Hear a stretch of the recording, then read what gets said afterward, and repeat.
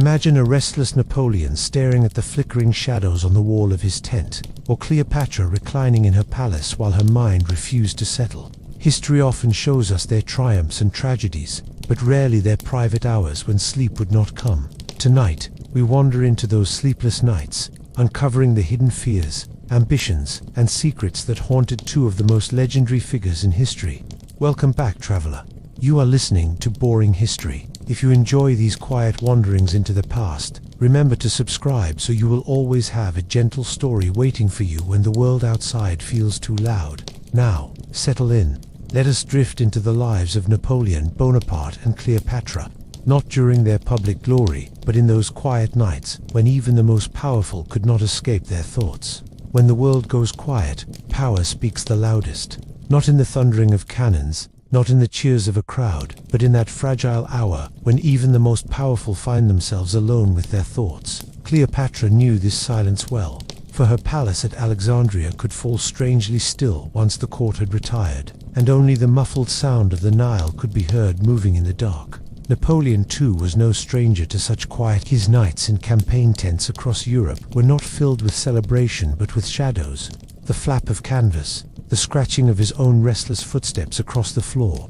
It was in silence that rulers like Cleopatra and Napoleon felt the burden of their crowns most deeply. Cleopatra had been raised in a palace that echoed with marble halls and gold, but for her, nighttime was when the grandeur seemed thinnest. Servants withdrew, torches dimmed, and the city outside her chambers drifted into uneasy rest.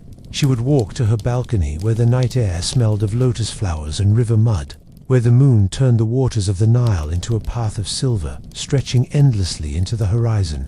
Yet what good is a silver path when you do not know where it leads? The river had carried pharaohs before her, and it would carry pharaohs after. In that silence, Cleopatra often wondered if she was merely a passenger in history's current, destined to be remembered, not for her own strength, but for the accidents of time. For Napoleon, silence came not from palaces, but from the empty stillness of camps. He, too, had known the sound of celebration, the music of military bands, the cheer of men after a victory. Yet long after the soldiers had eaten their rations and drifted into weary slumber, Napoleon remained awake. His tent was lit by a single candle, his maps scattered like broken pieces of a puzzle. He would stare at them for hours, tracing rivers and mountain passes with his finger, muttering strategies to himself in the flicker of the flame. Outside, only the distant crackle of campfires or the soft snoring of soldiers broke the quiet. But inside, the silence pressed against him. In such hours, he was no emperor, no legend of conquest, but simply a man trying to bend the world to his will, while knowing it might bend him instead. The silence of power is unlike ordinary silence. For most, silence is a comfort.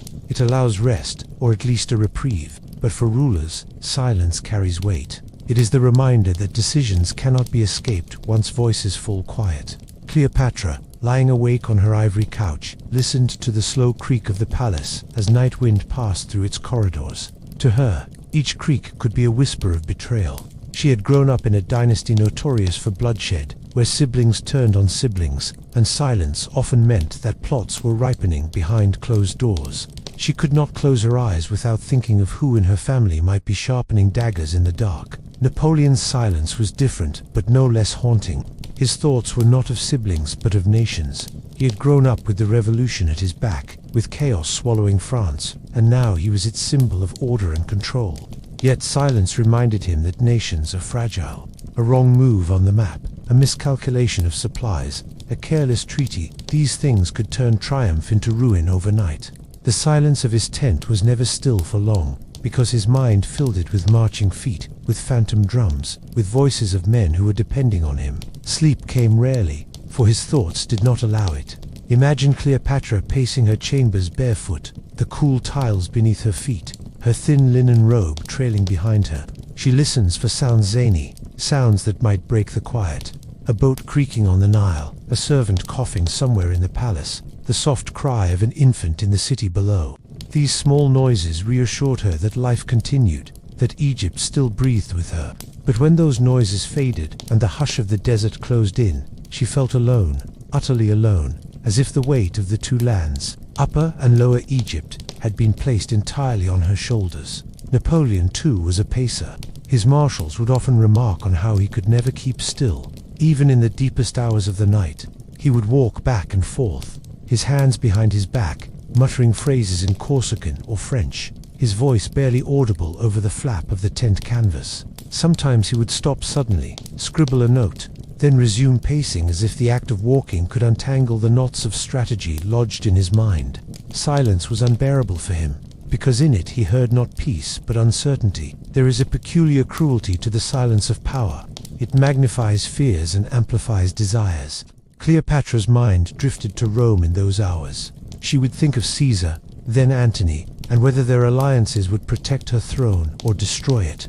The silence made these men loom larger in her thoughts, until their faces were all she could see. Napoleon's silence was filled with shadows of other conquerors. He thought of Alexander the Great, of Caesar himself, of Charlemagne. These figures were his constant companions in the still of the night, taunting him with their accomplishments, reminding him that he, too, must carve his name into history or risk fading into obscurity. Yet silence can also be deceptive. To those outside, Cleopatra seemed confident, radiant, untouchable. She appeared at court draped in gold, speaking in languages that impressed even the Roman senators. Napoleon too projected certainty, riding among his troops with a sharp gaze and clipped words that inspired devotion. But these were daytime illusions. At night, stripped of audience and applause, silence tore away the mask. Beneath it, Cleopatra was a woman in her 20s facing the most powerful empire the world had ever known. Napoleon was a Corsican upstart, a man who had risen too quickly and feared he might fall just as fast. Silence is often described as empty, but for these two, it was full of echoes, full of memory, full of possibility. Cleopatra remembered her childhood, her father's uneasy throne, the civil wars that scarred Egypt. She thought of her siblings, some already dead, others watching her with jealous eyes. Every silence carried those ghosts with it. Napoleon's silences were filled with the revolution's echo. He had seen mobs in the streets, heard the guillotines fall, witnessed how quickly the crowd could turn. He carried these memories into every quiet night, aware that even emperors could become prisoners if fortune shifted. Picture for a moment Cleopatra's chamber bathed in moonlight. The curtains stir, the perfume of incense lingers faintly, but all is hushed. In that hush, she thinks of the Nile floods, of harvests, of Roman ships, of distant provinces. She cannot rest, for rest feels dangerous when so much depends on her vigilance. Picture Napoleon in his tent, candlelight dancing on his sharp features, ink stains on his fingers, his uniform draped loosely over a chair. He stares at Europe on parchment, yet his eyes are elsewhere, seeing battles not yet fought. The silence tells him that he alone must decide, and the decision must come before dawn. The silence of power is timeless. Though centuries apart, Cleopatra and Napoleon lived it in much the same way. Both discovered that when the world outside fell asleep, their responsibilities grew louder. The crown, the throne, the empire, these things are never set down, even in the dead of night. Silence is no comfort to rulers. It is a mirror, forcing them to confront themselves, their fears, and the truths they would rather forget. And so, in the stillness of Alexandria's palace and the muted hush of European fields, Cleopatra and Napoleon lay awake, captives of silence. They were not defeated by armies or betrayed by allies in these moments. They were defeated by thought itself, by the endless turning of the mind. And while history remembers their battles, their lovers, their crowns, perhaps it is these sleepless nights that reveal them most clearly. For it is in silence, not in noise, that we discover who we truly are. Responsibility is a ghost that never leaves the powerful alone. It does not whisper politely in the daylight when advisors gather and voices overlap. Instead, it waits until night, when the corridors grow still, when soldiers lay down their muskets, when courtiers retreat behind their jeweled doors. Then it comes, silently, almost tenderly, to remind rulers of what is truly at stake. Cleopatra knew these ghosts well, as did Napoleon. They haunted their nights like restless companions, invisible but impossible to ignore. Cleopatra ruled a fragile kingdom that had once been the jewel of the ancient world. By her time, Egypt was a shadow of its former glory. The pyramids still stood, the Nile still flooded, the temples still glowed in the sun, but the power behind these symbols was fading. Rome had grown monstrous, swallowing territories with a hunger that never slowed. Egypt's wealth tempted them, Its grain could feed their cities, its gold could fill their coffers. And so, each night, Cleopatra bore the heavy knowledge that her throne was not truly hers alone. It was always watched, measured, and coveted. In the quiet of her palace, when only the soft flicker of oil lamps remained, Cleopatra thought of her people. Farmers by the Nile, priests in their temples, children running barefoot across dusty courtyards. These were the lives that depended on her. She was not just a queen adorned in gold. She was the thin thread that held Egypt's independence together. Responsibility pressed on her chest like a weight, stealing her breath, and even in the luxury of silk sheets, she often felt as though she were lying under stone. Napoleon carried a different but equally suffocating burden. France had risen out of revolution torn apart by bloodshed. Its kings were gone, its nobility scattered, its laws rewritten. And yet, for all this transformation, France was fragile. The revolution had promised liberty and equality, but it had also birthed chaos.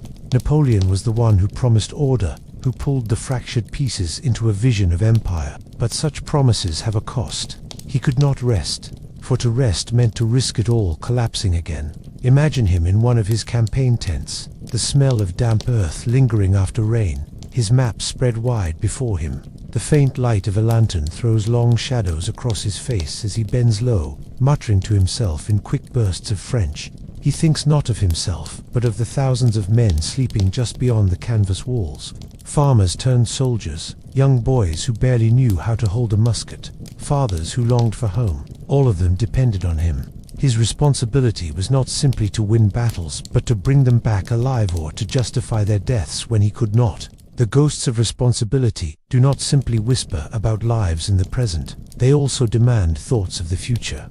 Cleopatra's mind would wander to the next harvest. If the Nile's flood was too low, the fields would fail.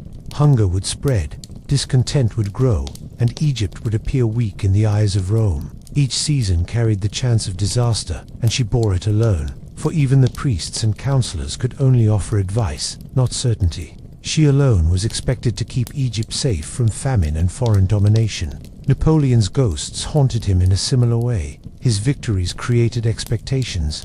Every triumph made the people demand another.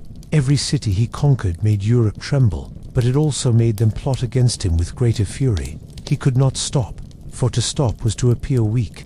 In this endless momentum, he felt trapped. At night, when the campfires dimmed, he realized he was not simply guiding France. He was pushing it forward on a road that had no end, dragging millions behind him. There is something cruel about how responsibility distorts rest. Cleopatra's body longed for sleep. She had baths of scented oils, massages with honey and myrrh, cups of sweet wine to soothe her nerves. But when she closed her eyes, her mind replayed the day's meetings, the ambassadors' subtle insults, the shifting moods of her people. She saw the Nile flooding in her dreams, sometimes too high, sometimes too low, always a warning. Rest became impossible, because responsibility is a ghost that follows into dreams. Napoleon too knew this restless struggle. He was famous for sleeping little, often just a few hours at a time. Some thought it was his boundless energy, but those closest to him knew it was worry. He might drift into slumber, only to wake suddenly, muttering about troop positions, or demanding to know if a messenger had arrived. His body was exhausted, but responsibility kept him on edge, always ready for the next demand. Even in sleep, he dreamed of drums and cannons, of orders shouted in his own voice. The strangest thing about responsibility is how it makes the mighty feel small. Cleopatra ruled with divine authority. She was called the daughter of Isis, a goddess on earth. Yet when the palace halls fell silent, she was not a goddess. She was a young woman forced to hold back the tide of Rome with wit and charm. The ghost of responsibility whispered to her that even divinity could not guarantee safety. Napoleon too was hailed as a genius, a man destined for greatness. Yet in the quiet of his tent, he felt less like a genius and more like a gambler, betting the lives of men on battles that could turn with a single mistake. And yet, responsibility was also their fuel. Cleopatra rose each morning because of it. She polished her wit, sharpened her tongue, and carried herself with a confidence that impressed and intimidated. Without the ghosts that pressed her down at night, she might never have become the legend remembered today. Napoleon too thrived on responsibility, even when it drained him. He needed it as much as it needed him. It was his constant companion, the force that drove him to conquer, to reshape Europe, to defy the odds again and again. Still, when the nights grew longest and the shadows thickest, both rulers must have wondered what it would be like to set responsibility aside, even for a moment. Cleopatra may have dreamed of walking along the Nile as a simple woman, free from the eyes of Rome. Napoleon may have longed to sit by a quiet fire with Josephine, with no maps, no armies, no empire pressing against his mind. But such thoughts were dangerous, because to entertain them too long was to risk weakening the armor they wore each day. Responsibility is a ghost that cannot be banished. It lingers, patient and merciless. Cleopatra heard it in the rustle of papyrus scrolls, in the footsteps of her guards, in the sigh of the Nile outside her palace. Napoleon heard it in the distant clatter of horses, in the creak of the tent poles, in the silence between the notes of his quill scratching orders. Both knew that as long as they lived, they would never be free of it. And so they endured, night after night, with the ghosts of responsibility pressing against them like an invisible army that never slept. And perhaps this is why, even centuries later, their names endure. For in the end, history does not remember rulers for their ease or their comfort. It remembers them for the responsibilities they bore, for the nights they stayed awake when others slept, for the burdens that carved their faces and hardened their resolve. The ghosts of responsibility may have stolen their rest, but they gave us Cleopatra the queen and Napoleon the emperor. When the night deepens and the body grows weary, but the mind will not rest, the most dangerous of all visitors arrives. The thought of legacy, not the daily worries of food, soldiers, or diplomacy, but the greater question that presses on all who hold power. How will I be remembered? When my bones are gone and my name is left to others, will it carry weight or fade like smoke? Cleopatra and Napoleon, though separated by centuries, both knew this torment intimately, and in the silence of their private nights, they wrestled with it like a shadow that would not leave the room. Cleopatra had inherited not only a throne but a story. She was the last in a long line of rulers, the Ptolemies, a dynasty that had reigned over Egypt since the time of Alexander the Great. Her ancestors had built temples, funded scholars, and filled Alexandria with treasures of learning. Yet their reign had also been stained by civil wars, assassinations, and betrayals within their own blood. Cleopatra was keenly aware that history would judge her not simply as herself, but as the culmination of her entire dynasty. The thought must have pressed on her every time she closed her eyes in the stillness of the palace. Would she be remembered as a restorer of Egyptian pride, or as the last failed branch on a family tree that crumbled under Rome's shadow? For Napoleon, legacy was not inherited but seized. He was no heir to an ancient line. He was born on Corsica, a small and contested island, far from the grandeur of Paris, in the silence of his nights. As he lay on campaign cots or in hastily prepared quarters of captured palaces, he dreamed of carving his name alongside Alexander, Caesar, and Charlemagne. Legacy was not just a thought for him, it was an obsession. His victories were not simply about land or power. They were steps on a staircase he hoped would carry him into eternity. And yet, even he must have wondered, would future generations see him as a liberator or as a tyrant, a builder of order or a destroyer of peace? The burden of legacy makes silence louder. Cleopatra would recline on her couch, her skin perfumed with oils, her hair braided with care by servants, and still she would feel the weight of the question pressing on her chest. Her every alliance, every gesture of charm, every decision with Rome, each one was a thread woven into the tapestry of how she would be remembered. The Egyptians saw her as their goddess queen, the living Isis, but she also knew that Rome's historians would write her story in their own words, and Romans were not kind to women who defied their order. In her sleepless hours, Cleopatra may have imagined scrolls written centuries later, her name described not with reverence but with venom. Napoleon's insomnia often circled around similar fears. He too knew that history would not be written by him alone. He could dictate orders and proclamations, but in the end, it would be the victors who wrote the story. Would he be remembered as the genius who reshaped Europe, or as the fool who gambled everything at Waterloo? It is a cruel trick of legacy. The one who lives it does not control it. The silence of Napoleon's nights was filled with phantom historians, pens scratching judgments he could not erase. Imagine Cleopatra gazing out from her balcony, the Nile shining black under the stars.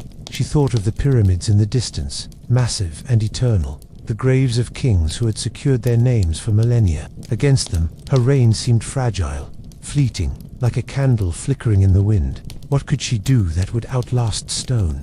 Beauty fades, alliances shift, but monuments endure. Perhaps it was this thought that drove her to present herself not just as a queen but as a goddess, to bind her image to divinity so tightly that future ages would never forget. Yet even gods can be recast as villains when history chooses. Napoleon, too, lived in the shadow of monuments. He dreamed not of pyramids but of statues, arches, cities remade in his name. He saw himself as a builder of destiny, a man who could take the fractured chaos of post-revolutionary France and forge it into something immortal. In his sleepless wanderings, he must have seen visions of Paris rebuilt, of triumphal columns rising, of schoolchildren centuries later repeating his name. But dreams of legacy are rarely peaceful. Alongside his visions of glory came the darker question: what if all of it turned to dust? What if his empire was remembered not for glory but for ruin, not for light but for blood? Legacy is not only about monuments and memory, it is about the small whispers that live on in private stories. Cleopatra knew this too. Her legacy was entwined with her loves, with Caesar and Antony. Would she be remembered as a queen of intelligence, or reduced to a seductress who used men to hold power? Already, even in her own lifetime, enemies whispered that she was too cunning, too ambitious, too foreign. These whispers would echo through the centuries, shaping her memory long after her death. Lying awake in her chamber, she must have felt their weight, knowing that reputation was as fragile as glass. Napoleon's whispers came not from lovers but from critics. They called him a tyrant, a usurper, a man who wore a crown stolen from the revolution's promise of liberty. He countered with laws, with reforms, with institutions he hoped would prove his greatness beyond the battlefield. Yet he too knew how fragile reputation could be. One defeat could undo a decade of victories. One scandal could stain his name forever. And so, when his tent was silent and his generals slept, Napoleon's eyes remained open, thinking of the verdict of posterity. There is a strange irony in legacy. The more one chases it, the less peace one finds. Cleopatra's beauty, intelligence, and theatrical presence were all cultivated, not just for the moment, but for eternity. She wanted to be remembered, and yet, that very desire kept her restless, kept her rehearsing in her mind the scenes of tomorrow, the lines she must deliver, the symbols she must project. Napoleon's pursuit was even more relentless. Every campaign was not only a fight for land, but a fight for memory. Every proclamation, every new code of law, every reform in schools or government, all of it was a brick in the monument of his imagined immortality. But when night came, he was never satisfied. Monuments are never enough for those who seek eternity. Imagine now Cleopatra turning over in her bed, staring at the carved ceiling of her chamber. She is young, perhaps no more than 30, but she feels older. The whispers of legacy do not let her rest. She wonders if her children will survive, if they will carry her blood forward, if her dynasty will continue.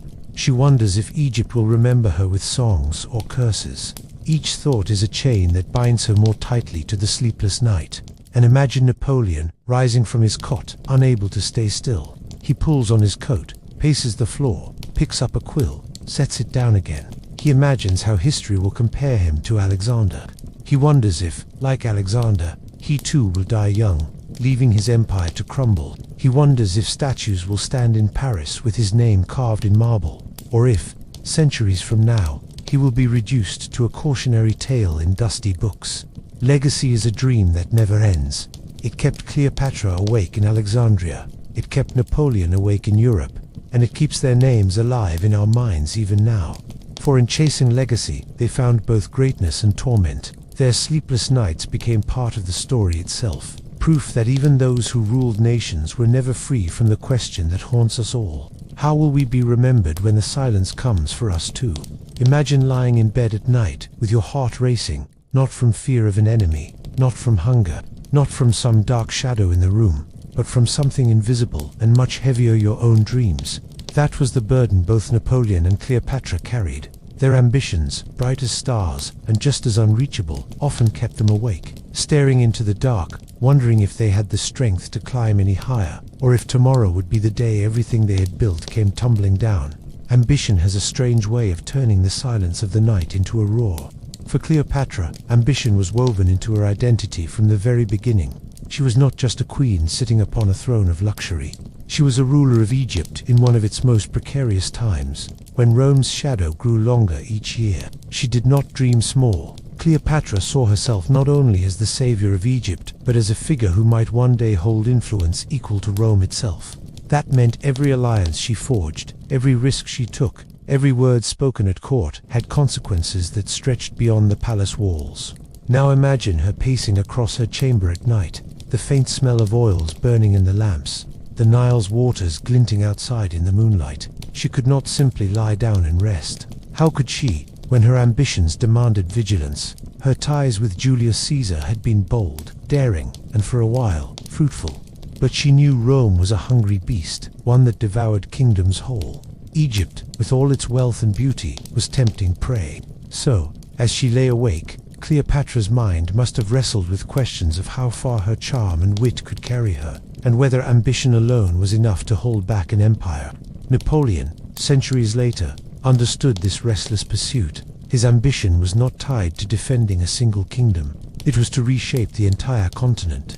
For him, Europe was and every king, every army, every nation a piece he could move, with the right strategy. Yet even chess masters sometimes lie awake after a game, replaying every move in their head. Napoleon must have done the same. He rose from obscurity on the island of Corsica, and within a few years had France kneeling before him as emperor. That rise was intoxicating, but it carried its own weight. To climb so high meant there was only one direction left to fall. Ambition never lets the mind rest quietly. For Napoleon, sleep could be broken by visions of future campaigns. He was famous for his relentless energy, for planning battles in his head with such clarity that he could recall the movement of entire regiments at dawn after a night without sleep. His ambition was not limited to maps or strategies. He dreamed of dynasties, of placing his family on thrones across Europe, of his name echoing through the centuries, like Alexander the Great. But ambition is a double-edged sword. The same fire that drives can also consume. Cleopatra must have known this intimately.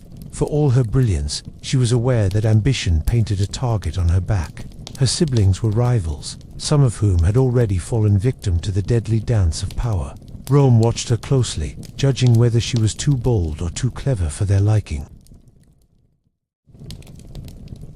Was her ambition leading her to greatness, or into a trap she could not escape? Napoleon's knights, too, were haunted by that edge. Victories brought him glory, but each new conquest meant new enemies, new coalitions forming in dark corners of Europe. He may have imagined, in those late hours, how quickly allies could turn, how loyalty was often nothing more than convenience. His ambition demanded that he keep moving forward, because the moment he stopped, the world would turn against him. There is something deeply human in this insomnia of ambition.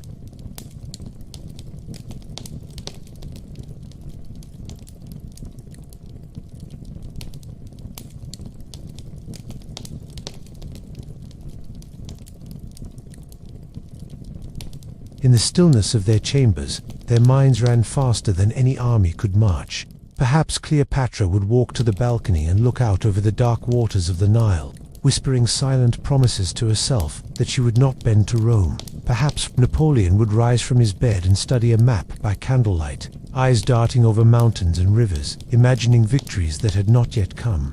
Both of them restless, both of them dreamers, trapped in the endless pull of ambition. When we think of their lives today, we often focus on the dramatic moments, the battles, the alliances, the betrayals. But it is in these quiet, sleepless nights that their true humanity reveals itself. For behind the crowns and uniforms were two people who could not silence the storm inside their minds. They were visionaries, but visionaries rarely sleep well. So the next time you lie awake with your own ambitions chasing you into the dark, remember that Cleopatra and Napoleon, centuries apart, knew the same restless hours. The weight of ambition pressed on them so heavily that even the most comfortable beds could not grant them peace. And as we drift from their chambers tonight, let us carry that thought with us. Ambition can lift us higher than we ever dreamed, but it can also keep us pacing the floor long after the world has gone to sleep. Betrayal is one of the oldest shadows to haunt human hearts. It creeps in quietly, often wearing the face of friendship or loyalty, only to strike when the victim least expects it. For rulers like Cleopatra and Napoleon, betrayal was not just a possibility, it was an ever-present companion. lurking behind every promise, every alliance, every smile at court. It was the silent guest at their tables, the whisper behind the curtains, the phantom that kept them pacing their rooms long after the lamps had burned low. To understand the weight of betrayal for Cleopatra, we must step inside the gilded halls of Alexandria, where the marble floors glistened and the air carried the heavy scent of incense. Behind that beauty, her court was a hive of plots. She had not simply inherited a throne, she had clawed her way to it through a storm of rivals, including her own siblings. Imagine her lying awake, listening to the night sounds of the city, the lap of waves against the harbor, the distant call of guards on patrol, knowing that somewhere nearby a courtier was plotting her downfall, or perhaps even a blood relative. The thought alone would have been enough to keep anyone from rest. Cleopatra had seen betrayal firsthand. Her brother Ptolemy XIII, with whom she had once shared power, turned against her, forcing her into exile. To be betrayed not by an enemy, but by family, cuts deeper than any sword. She returned, yes, triumphant with Caesar's aid, but that betrayal left scars. Could she ever fully trust again? Could she look at her advisors, her attendants, even her lovers, without wondering which of them might one day sell her secrets to Rome? Trust, for Cleopatra, was never more than fragile glass, always in danger of shattering. Napoleon, centuries later, faced betrayal of a different kind, but no less insidious. His rise to power had been built on loyalty from soldiers, marshals, and allies. Yet he knew, perhaps better than anyone, that loyalty in politics and war was fickle. A marshal who swore undying allegiance today might be negotiating with the enemy. Tomorrow, if the winds of fortune shifted, betrayal often slept in the same bed as ambition, and Napoleon knew it. Picture him at night in the Tuileries Palace or on campaign in a makeshift tent, sitting at a desk cluttered with maps, letters, and reports. His candle burns low. He reads by its flickering light, his sharp eyes scanning the words that tell him of shifting allegiances in Europe, of states wavering between friendship and hostility. Perhaps he feels the sting of betrayal even from those closest to him. Some of his marshals, men who had risen with him from the chaos of revolution, eventually turned their backs, siding with his enemies when they believed his star was fading. What greater torment is there than to give someone power and honor, only to have them repay you with treachery?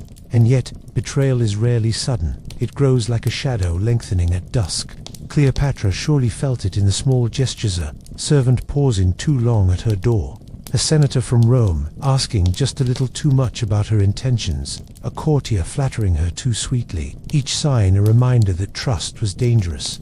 Perhaps at night she replayed conversations in her head, wondering which words had been sincere and which had been daggers wrapped in silk. Her bed may have been soft, but it was no refuge from the gnawing suspicion that betrayal was already at work around her.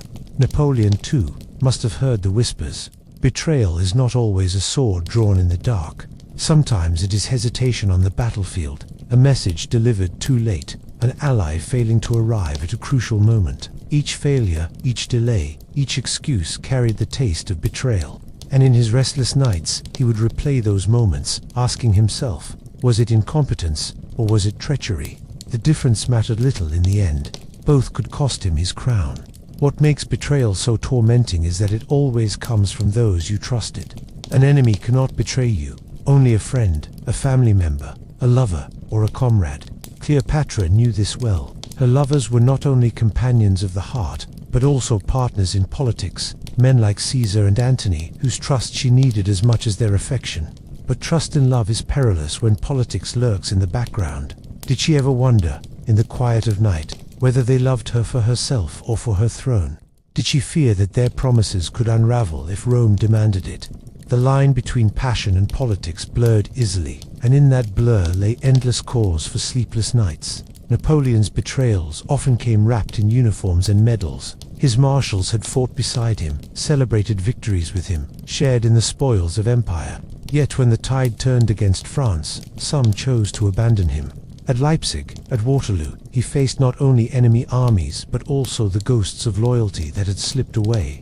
Betrayal does not always happen in secret. Sometimes it happens in the open, on a battlefield, under the gaze of thousands, where hesitation or retreat speaks louder than any whispered oath.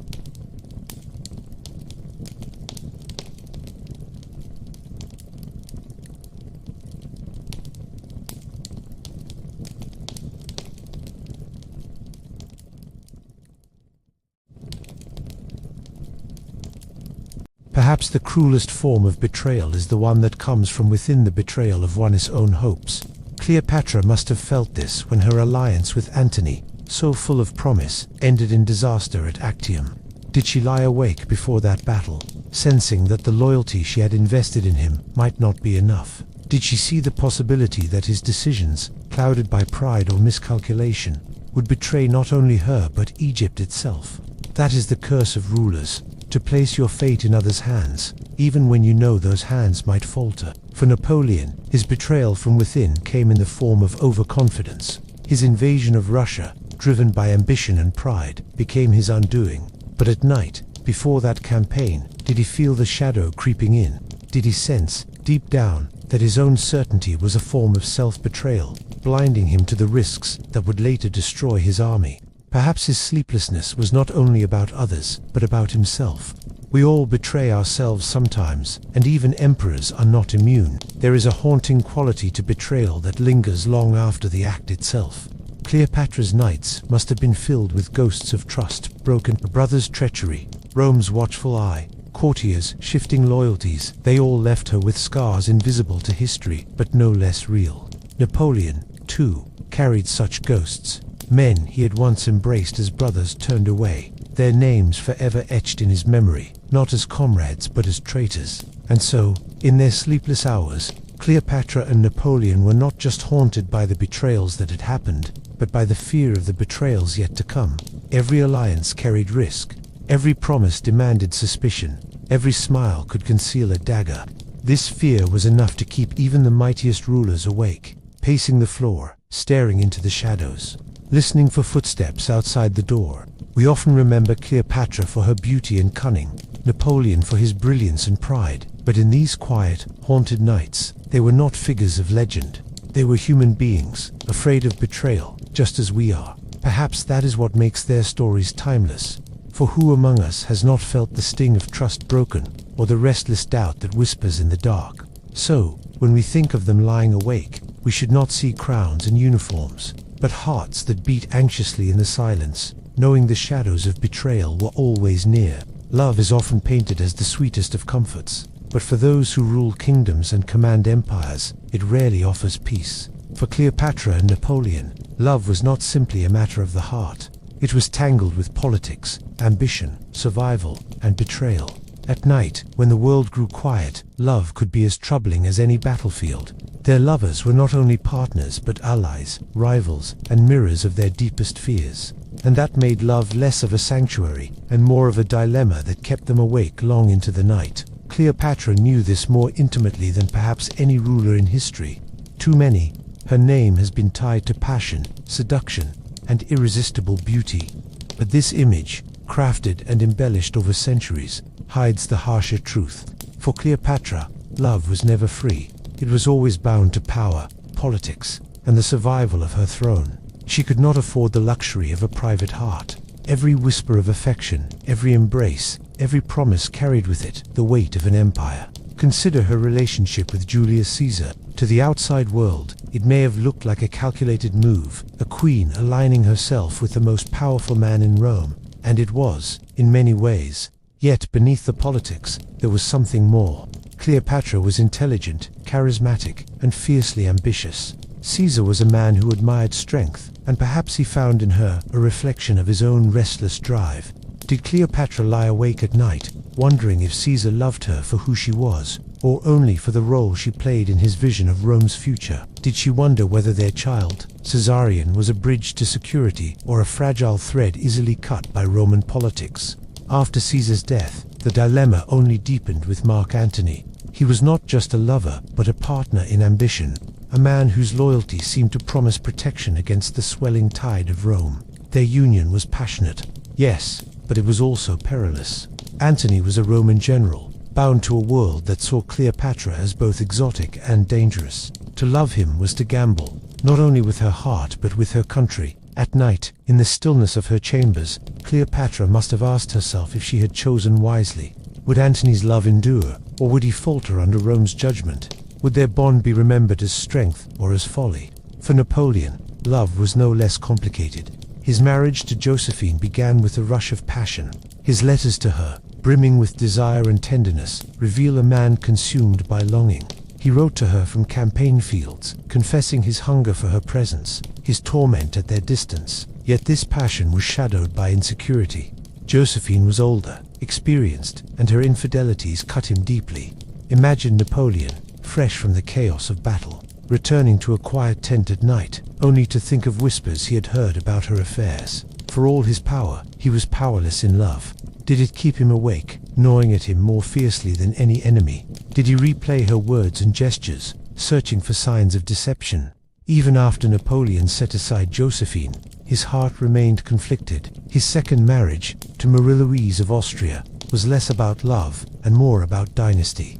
It gave him legitimacy, a son, and ties to Europe's royal houses.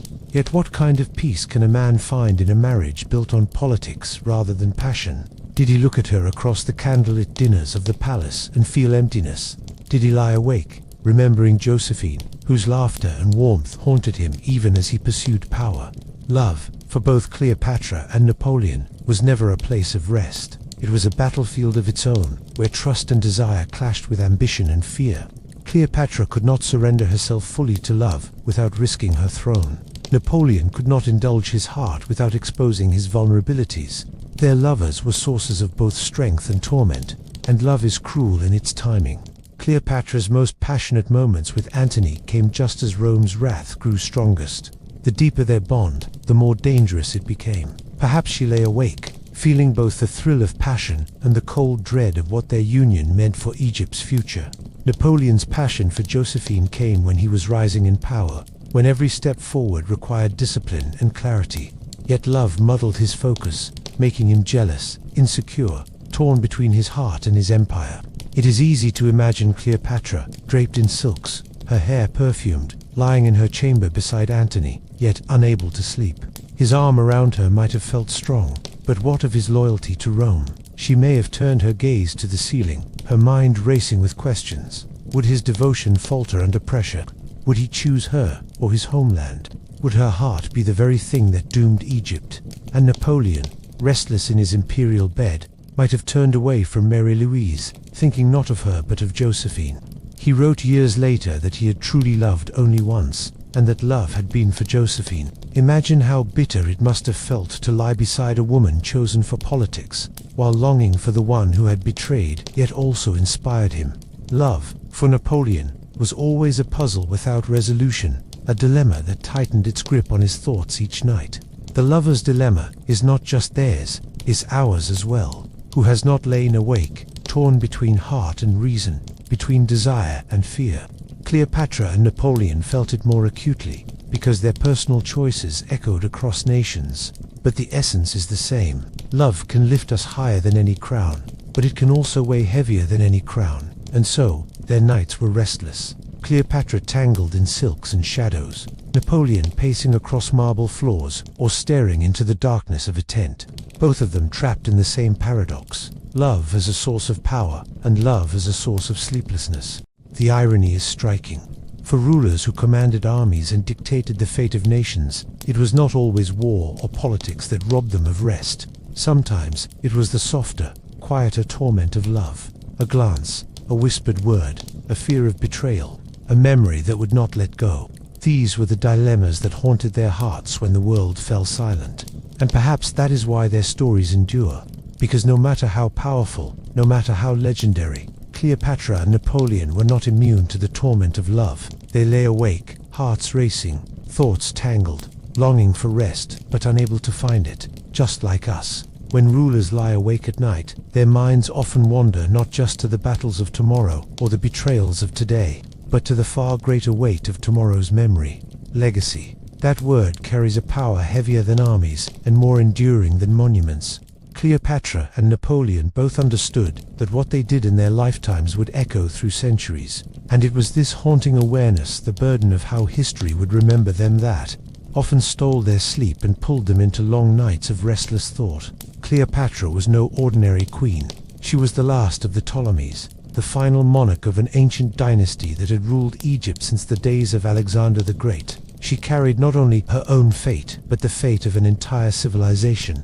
Imagine her standing by the great windows of her palace in Alexandria, the harbor stretching out before her, dotted with ships under the pale glow of moonlight. The city around her slept, but Cleopatra's mind raced. She knew the dynasty's survival depended on her choices. Every treaty, every lover, every word spoken in the halls of power was not only about her reign, but about Egypt's survival in a world dominated by Rome. Legacy for Cleopatra was a double-edged thought.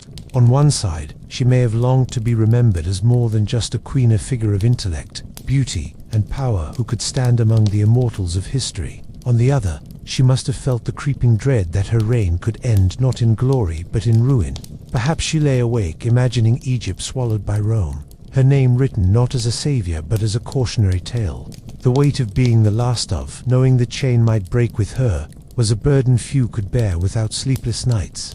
Napoleon, centuries later, shared this same torment, though shaped by a different world. He was not the last of a dynasty, he was the founder of one. He rose from a modest Corsican family to sit upon an imperial throne. His very existence as Emperor of the French was proof that legacy could be built from nothing, yet that gave him no peace. For if his empire fell, what would remain? Would he be remembered as a genius or as a tyrant? Would his name inspire respect or scorn? These questions were not fleeting thoughts. They pressed upon him like chains in the quiet hours of the night. Picture Napoleon in his grand bedchamber, surrounded by gilded walls and velvet curtains. The trappings of empire glittered around him, yet he stared at the ceiling, unable to sleep. He had studied history obsessively. Caesar, Alexander, Charlemagne. He knew how fragile legacies could be. A single defeat could erase years of triumphs. A single betrayal could tarnish a name forever. His ambition was not just to conquer Europe, but to carve his memory into stone, to ensure that when people spoke of greatness, they would speak of him. That was the dream. And yet, with each passing year, the fear that history would twist his story grew heavier. Legacy is not built in victories alone. Cleopatra knew this well. Her intellect, her command of languages, her ability to charm both commoners and rulers were all part of how she hoped to be remembered. Yet she could not control the pen of Rome. She knew Roman historians would write her story, and Rome would not be kind. Did she lie awake wondering what lies or half-truths would be told about her? Did she fear that her memory would be reduced to a caricature, an enchantress, a temptress stripped of her brilliance and her statecraft? Perhaps she whispered to herself in the dark that history was unjust, that she was more than the roles men would cast her in. Napoleon's nights must have been filled with similar anxieties. He had seen how history remembered others, how the legends of Caesar and Alexander survived, but only through the voices of those who came after. What if his enemies wrote his tale?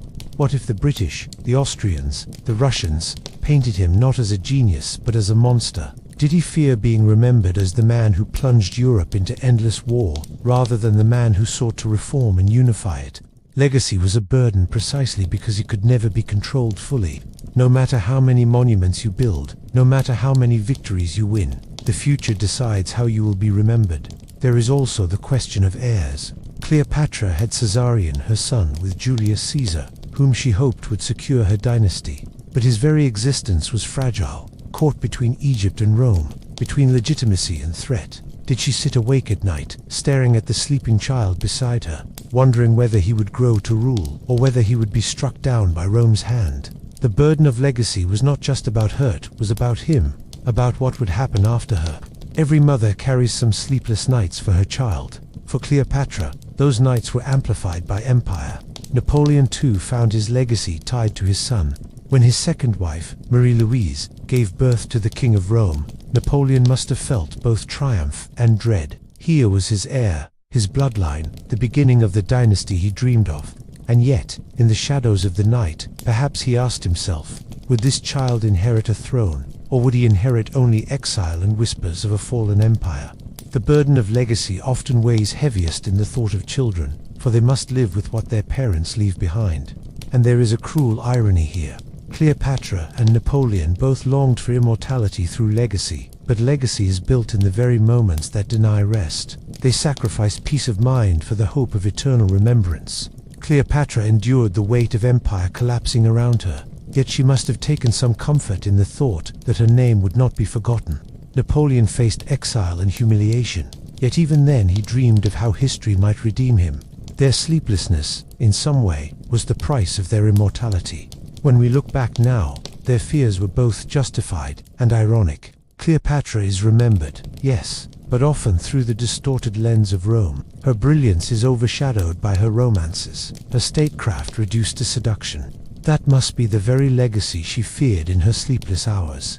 Napoleon too is remembered, but his name carries both admiration and controversy. For some, he is a genius, a reformer, a visionary. For others, he is a tyrant who drowned Europe in blood. This too is exactly the dilemma that may have kept him awake. The knowledge that legacy is never singular, that it can never be wholly controlled. The burden of legacy is not theirs alone. It is something we all feel in smaller ways. What will remain after us? What stories will be told about our lives? Cleopatra and Napoleon faced these questions on a scale that shook empires, but the essence is the same. Legacy is both a dream and a weight, both a hope for eternity and a fear of oblivion. And so, as they lay awake, Cleopatra staring at the moonlit Nile, Napoleon tracing maps in his restless mind, they shared the same haunting burden, not just the weight of crowns or thrones, but the heavier weight of how they would be remembered. Perhaps that is why their stories still resonate, because in those restless hours, they were not rulers or conquerors, but simply humans, haunted by the same question that haunts us all. What will remain of us when the night is over?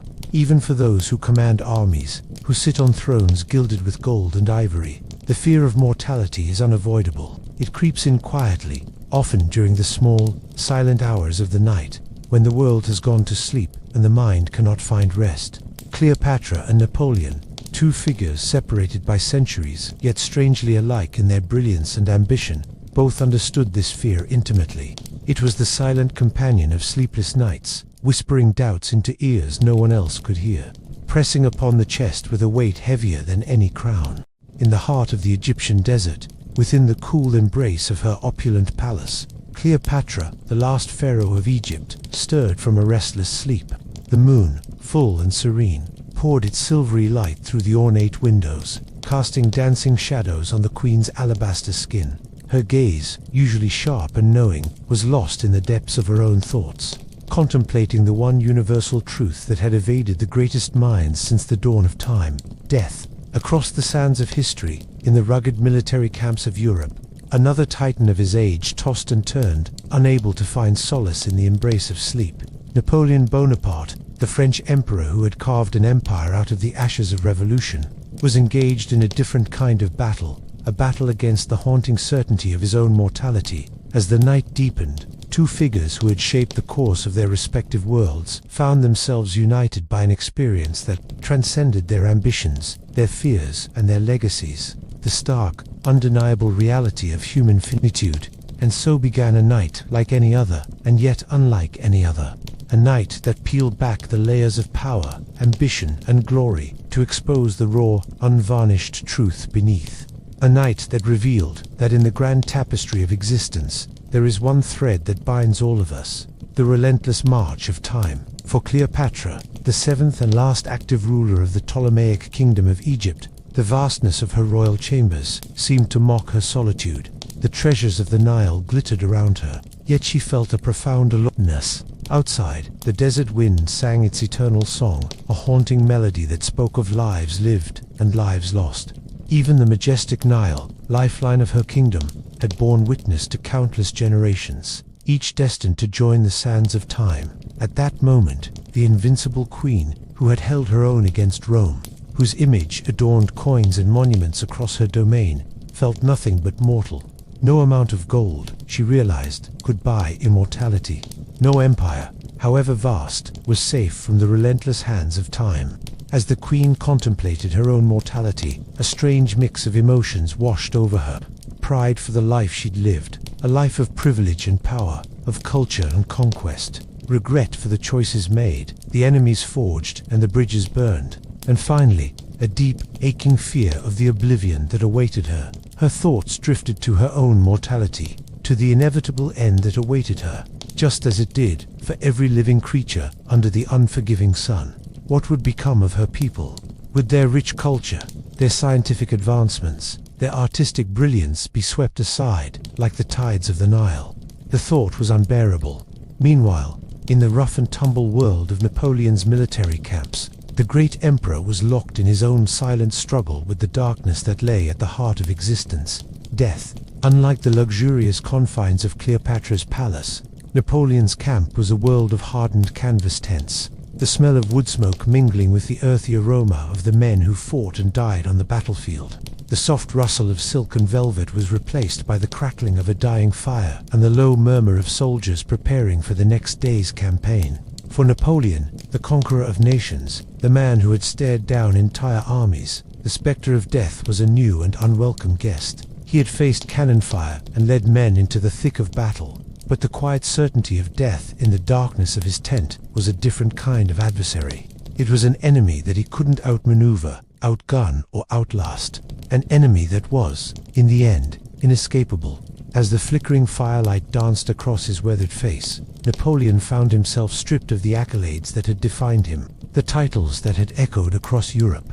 Here, in the heart of his military camp, he was just a man wrestling with the inevitability of his own mortality. The thoughts that raced through his mind were as sharp and incisive as the strategies that had won him countless battles. But they were also laced with a profound sadness. What would become of his empire when he was gone? Would the seeds of discord that he had so carefully sown bear fruit? Or would they wither and die along with him? The weight of this uncertainty pressed down on him, threatening to crush the very spirit that had made him great. Yet amidst the sprawling landscapes of their respective domains, these two titans of history, Cleopatra and Napoleon, were bound by an experience that knew no bounds, the universality of human mortality.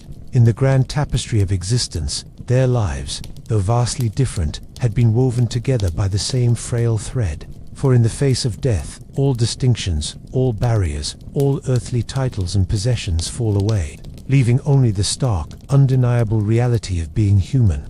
How does one escape the grip of such a realization when confronted with the chilling certainty of one's own mortality? Both Cleopatra and Napoleon found themselves consumed by a single, all-consuming desire, the desperate bid to conquer the one frontier that had defeated even the gods, immortality. Cleopatra, the eternal flame of the Nile, sought to immortalize herself through the grandeur of her monuments, the timeless legacy of her culture, and the very blood that flowed through her veins, the blood of a pharaoh. Every stroke of her royal seal, every edict issued, every monument erected was a defiant cry against the encroaching darkness. She was determined to carve her name in stone, to ensure that even after her mortal coil had crumbled to dust, her spirit would live on in the hearts and minds of her people. Napoleon, the architect of his own empire, looked to his conquests, his legal reforms, and the very structure of his rule as his monument. Each nation subdued, each decree signed, each strategic move on the chessboard of Europe was a step towards securing his legacy.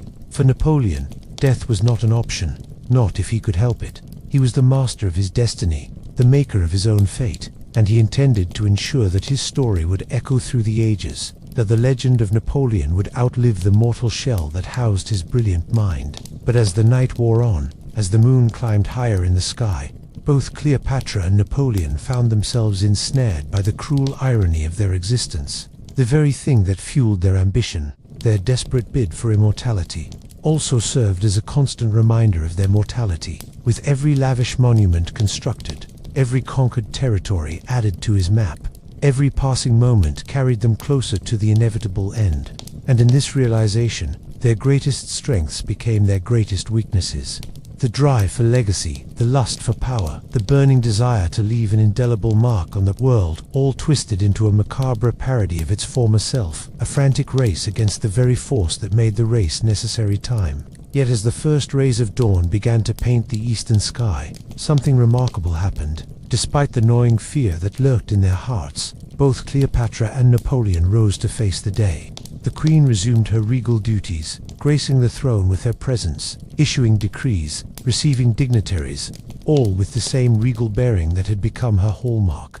The emperor, too, donned his uniform, his bearing as straight and tall as the saber that hung at his side. He reviewed his troops, issued orders, planned his campaigns, all with the same strategic brilliance that had brought him to the pinnacle of power. In the face of the inevitable, they had chosen to live fully, to act boldly, and to serve with unwavering resolve.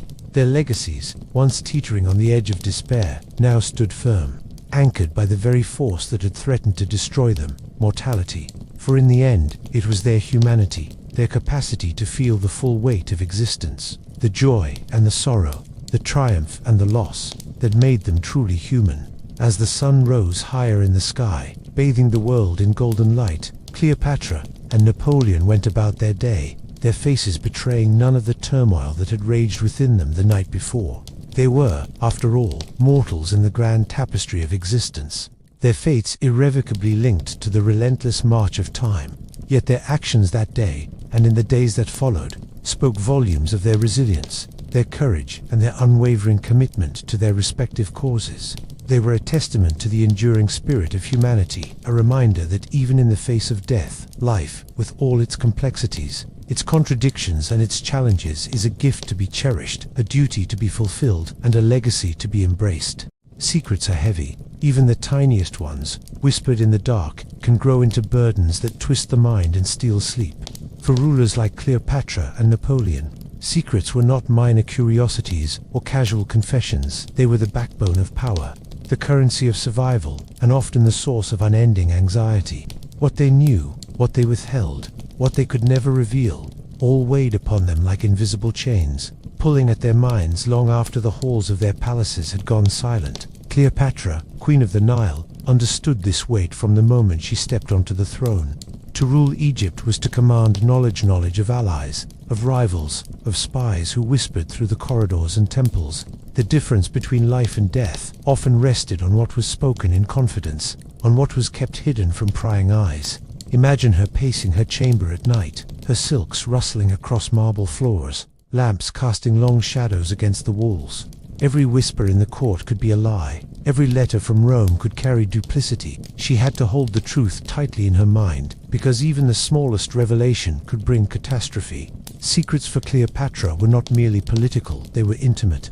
Her alliances with Julius Caesar and Mark Antony were wrapped in layers of intrigue, desire, and caution. She knew that revealing too much about her intentions, her plans, or her feelings could tip the delicate balance she maintained between Egypt and Rome. Perhaps she lay awake at night, considering the fine line she walked, wondering whether a single misplaced word might undo everything she had fought to achieve. Her intellect was her shield, but secrets were the sword that protected it.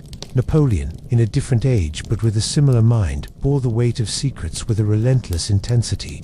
He controlled armies, territories, and governments, yet the very foundation of his power rested on information. The right piece of intelligence, the correct interpretation of a report, or the timely deception of an adversary could mean victory or ruin.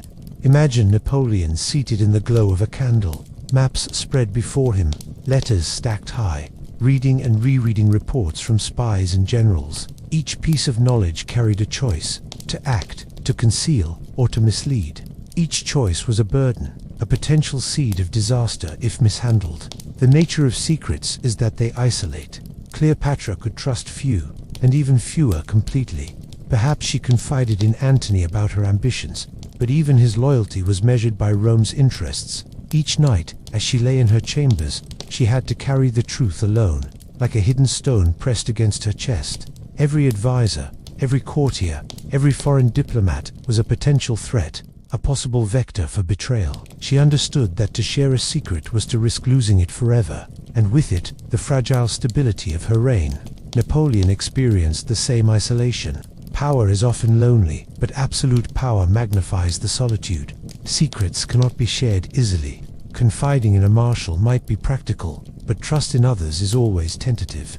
Napoleon had seen officers fail, messages intercepted, plots revealed too late. He must have carried countless truths in his mind, from battle plans to personal fears, each one a stone in the invisible burden of his nights. The heavier the secret, the more restless the sleep. There is also a moral dimension to the weight of secrets. Cleopatra's decisions often involved shades of grey, morally complex choices that could not be shared even with those closest to her. If she were to reveal the compromises, the threats, the manipulations necessary to preserve Egypt, would her advisors or lovers understand, or would they judge? The very act of knowing that she had to protect her secrets, even from those she loved, intensified the sense of solitude. Napoleon, similarly, must have wrestled with the consequences of his own actions.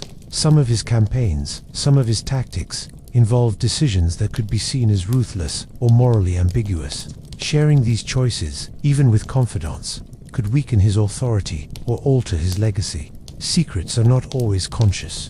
Sometimes they are knowledge one cannot escape, memories that must be carried in silence. Cleopatra might have remembered the political maneuverings of her youth, the betrayals of her siblings, the narrow escapes from assassination. Each memory was a secret, a private history that could not be exposed without danger. Napoleon, too, may have held in his mind the knowledge of moments where fortune, rather than genius, spared him. These private truths, unspoken and unshared, added another layer to the weight of secrecy. The psychological toll of secrets is immense. They warp time, making nights feel longer, thoughts sharper, worries more insistent. Cleopatra may have lain awake, counting hours and plotting, the pressure of the hidden knowledge pressing against her temples. Napoleon may have stared at maps for hours, calculating movements not only of armies but of secrets, alliances, and potential leaks. Sleep becomes a luxury when every piece of hidden knowledge could change the course of a kingdom, an empire, or even history itself. Yet there is a paradox in this burden. Secrets grant power, but they also demand vigilance. Cleopatra's skill at maintaining secrets allowed her to maneuver politically and personally in ways others could not. Her intelligence was amplified by her discretion. Napoleon's strategic mind was sharpened by the careful management of information, by knowing when to reveal, when to conceal, and when to manipulate the perceptions of others. The weight of secrets is both a curse and a tool. Love, too, carries secrets. Cleopatra's relationships with Caesar and Antony were bound by confidences that could never be fully disclosed. Did Antony know every aspect of her ambitions, her fears, or her strategies? Likely not. Even love requires some concealment. Napoleon's passion for Josephine, the private turmoil of his heart, was a secret he carried, even amid triumphs on the battlefield. Intimate truths, when hidden, create a different kind of weight, one that presses on the heart as much as the mind. And secrets can become isolating in a social sense as well. Cleopatra, surrounded by courtiers, priests, and foreign emissaries, must have understood the necessity of presenting a composed exterior, even while her mind churned with hidden knowledge. Napoleon, too, needed to maintain authority, projecting confidence even as the weight of concealed realities pressed upon him. In both cases, secrecy demanded vigilance, and vigilance demanded sleepless nights. There is a haunting beauty in the way secrets shape their holders. Cleopatra's ability to wield hidden knowledge allowed her to influence Rome, to manipulate Antony, to safeguard Egypt in ways visible only in hindsight. Napoleon's management of information allowed him to achieve victories that seemed miraculous, to outthink enemies, and to inspire loyalty through perception as much as force. Yet for all their brilliance, both rulers paid the same price. Nights spent wrestling with the invisible load of what could not be revealed. Perhaps the greatest burden of secrets is that they often prevent closure. Cleopatra may have hidden not only political truths but personal fears of betrayal, fears of mortality, fears that her dynasty would fail. Napoleon's secrets likely included regrets, doubts, and moments of vulnerability he could never share without weakening his position. In the stillness of night, these unspoken truths press relentlessly, demanding attention, weighing on the mind with quiet insistence. And so, Cleopatra and Napoleon shared a common experience across centuries: the burden of secrets, the restless hours, the silent wrestling with truths known only to themselves. Secrets shape rulers as much as power or ambition, influencing decisions, relationships, and the course of history itself. In the darkness, with the world asleep, they bore these weights alone. Perhaps this is the most human aspect of their greatness. For all the power, all the conquest, all the influence, Cleopatra and Napoleon were like any of us when it came to the quiet terror and responsibility of hidden knowledge. Secrets demand vigilance, resilience, and courage. They shape history, but they also shape the souls of those who carry them. As the night deepened, as the lamps burned low, Cleopatra may have traced her fingers over ancient scrolls, contemplating the knowledge she held and the truths she had to protect. Napoleon may have stared at maps, counting every letter, every report, every secret correspondence, knowing that one misstep could unravel years of planning. In those moments, the weight of secrets was tangible, pressing on their minds, keeping sleep at bay. And yet, despite the pressure, both rulers endured. Secrets, for all their burden, also created resilience. Cleopatra's Egypt endured longer than might have been expected, and Napoleon's empire reshaped Europe in ways that still echo. The weight of secrets, though oppressive, was inseparable from their power, their genius, and their legacy. In the end, this is a story about more than crowns, armies, or ambition. It is a story about the quiet, invisible burdens that shape human lives. Cleopatra and Napoleon remind us that even the greatest figures in history are haunted by things we cannot see, knowledge that cannot be shared, truths that cannot be revealed, and the solitary weight of secrets carried through sleepless nights. Rulers often live in a delicate balance, poised between authority and chaos, between command and the unpredictable will of those they govern. Cleopatra and Napoleon, despite their power, understood that beneath the grandeur of their courts and armies lay a constant, invisible threat: rebellion. Not just the open, bloody kind, but subtle insurrections of loyalty, whispers of dissent, and conspiracies that could fester quietly, unnoticed until they erupted into catastrophe. The fear of rebellion is a shadow that walks beside every leader, and it is a shadow that often stretches longest during the quiet hours of the night. For Cleopatra, the weight of rebellion was ever present. Egypt was a land of ancient traditions and restless politics. Even the grandest palaces could not contain the ambitions simmering among her courtiers, generals, and advisors. Imagine her walking through the moonlit corridors of Alexandria, the soft glow of oil lamps reflecting off mosaics depicting gods and kings, her silken robes whispering across the floor. To an observer, she appeared serene, regal, untouchable. Yet inside her mind, every glance, every whisper, every gesture could be a test of loyalty. Could she trust her officials? Could her allies in the military be counted on to obey her commands? Each unanswered question was a stone added to the weight pressing on her chest. Cleopatra's fear of rebellion was not abstract. She had experienced it firsthand. Her brother Ptolemy XIII once quarreled with her and then turned against her, igniting civil war. That betrayal left an indelible mark. It demonstrated that those closest to power could be its fiercest threats. Every advisor who bent the knee today could rise against her tomorrow, motivated by ambition, greed, or fear. Perhaps at night, lying alone in her opulent chambers, Cleopatra replayed the events of the past, thinking of which alliances were secure and which might unravel, wondering who might whisper against her while she slept. Napoleon, separated by centuries yet haunted by a similar tension, knew that rebellion could strike anywhere, even within his own ranks. His armies were vast, loyal in appearance, yet human nature is unpredictable. Officers and soldiers alike carried their own ambitions and grievances. Napoleon had witnessed plots, hesitations, and missteps that could have toppled him if circumstances had aligned against him. Imagine him in a dimly lit tent, candles flickering across maps and dispatches, his mind turning over every action, every letter, every report. The enemy outside the camp was dangerous, yes, but the enemy within, subtle, patient, hidden, was often more frightening. The fear of rebellion is not limited to outright conspiracy. It creeps in quietly through small acts: a delay in obedience, a whispered conversation, a look of hesitation. Cleopatra could not ignore the possibility that her generals might disobey orders if their interests diverged from hers. Napoleon could not ignore the chance that a marshal facing the tides of war might choose self-preservation over loyalty. Both understood that rebellion often begins not with swords, but with doubt, mistrust, and ambition. And yet, fear of rebellion does not simply lead to paranoia. It sharpens perception and heightens awareness. Cleopatra, for all the stress it caused her, became a master of reading people, understanding motives, and anticipating the moves of those around her. She cultivated loyalty carefully, rewarded obedience, and tempered suspicion with charm. Still, even the most calculated strategies cannot eliminate uncertainty. In the dead of night, she must have thought of all the ways her court could betray her, all the ways Egypt could slip through her fingers, all the futures she could not control. Napoleon's experience was strikingly similar. He relied on intelligence networks, codes, and careful observation to maintain control over his vast empire. Yet no system is perfect.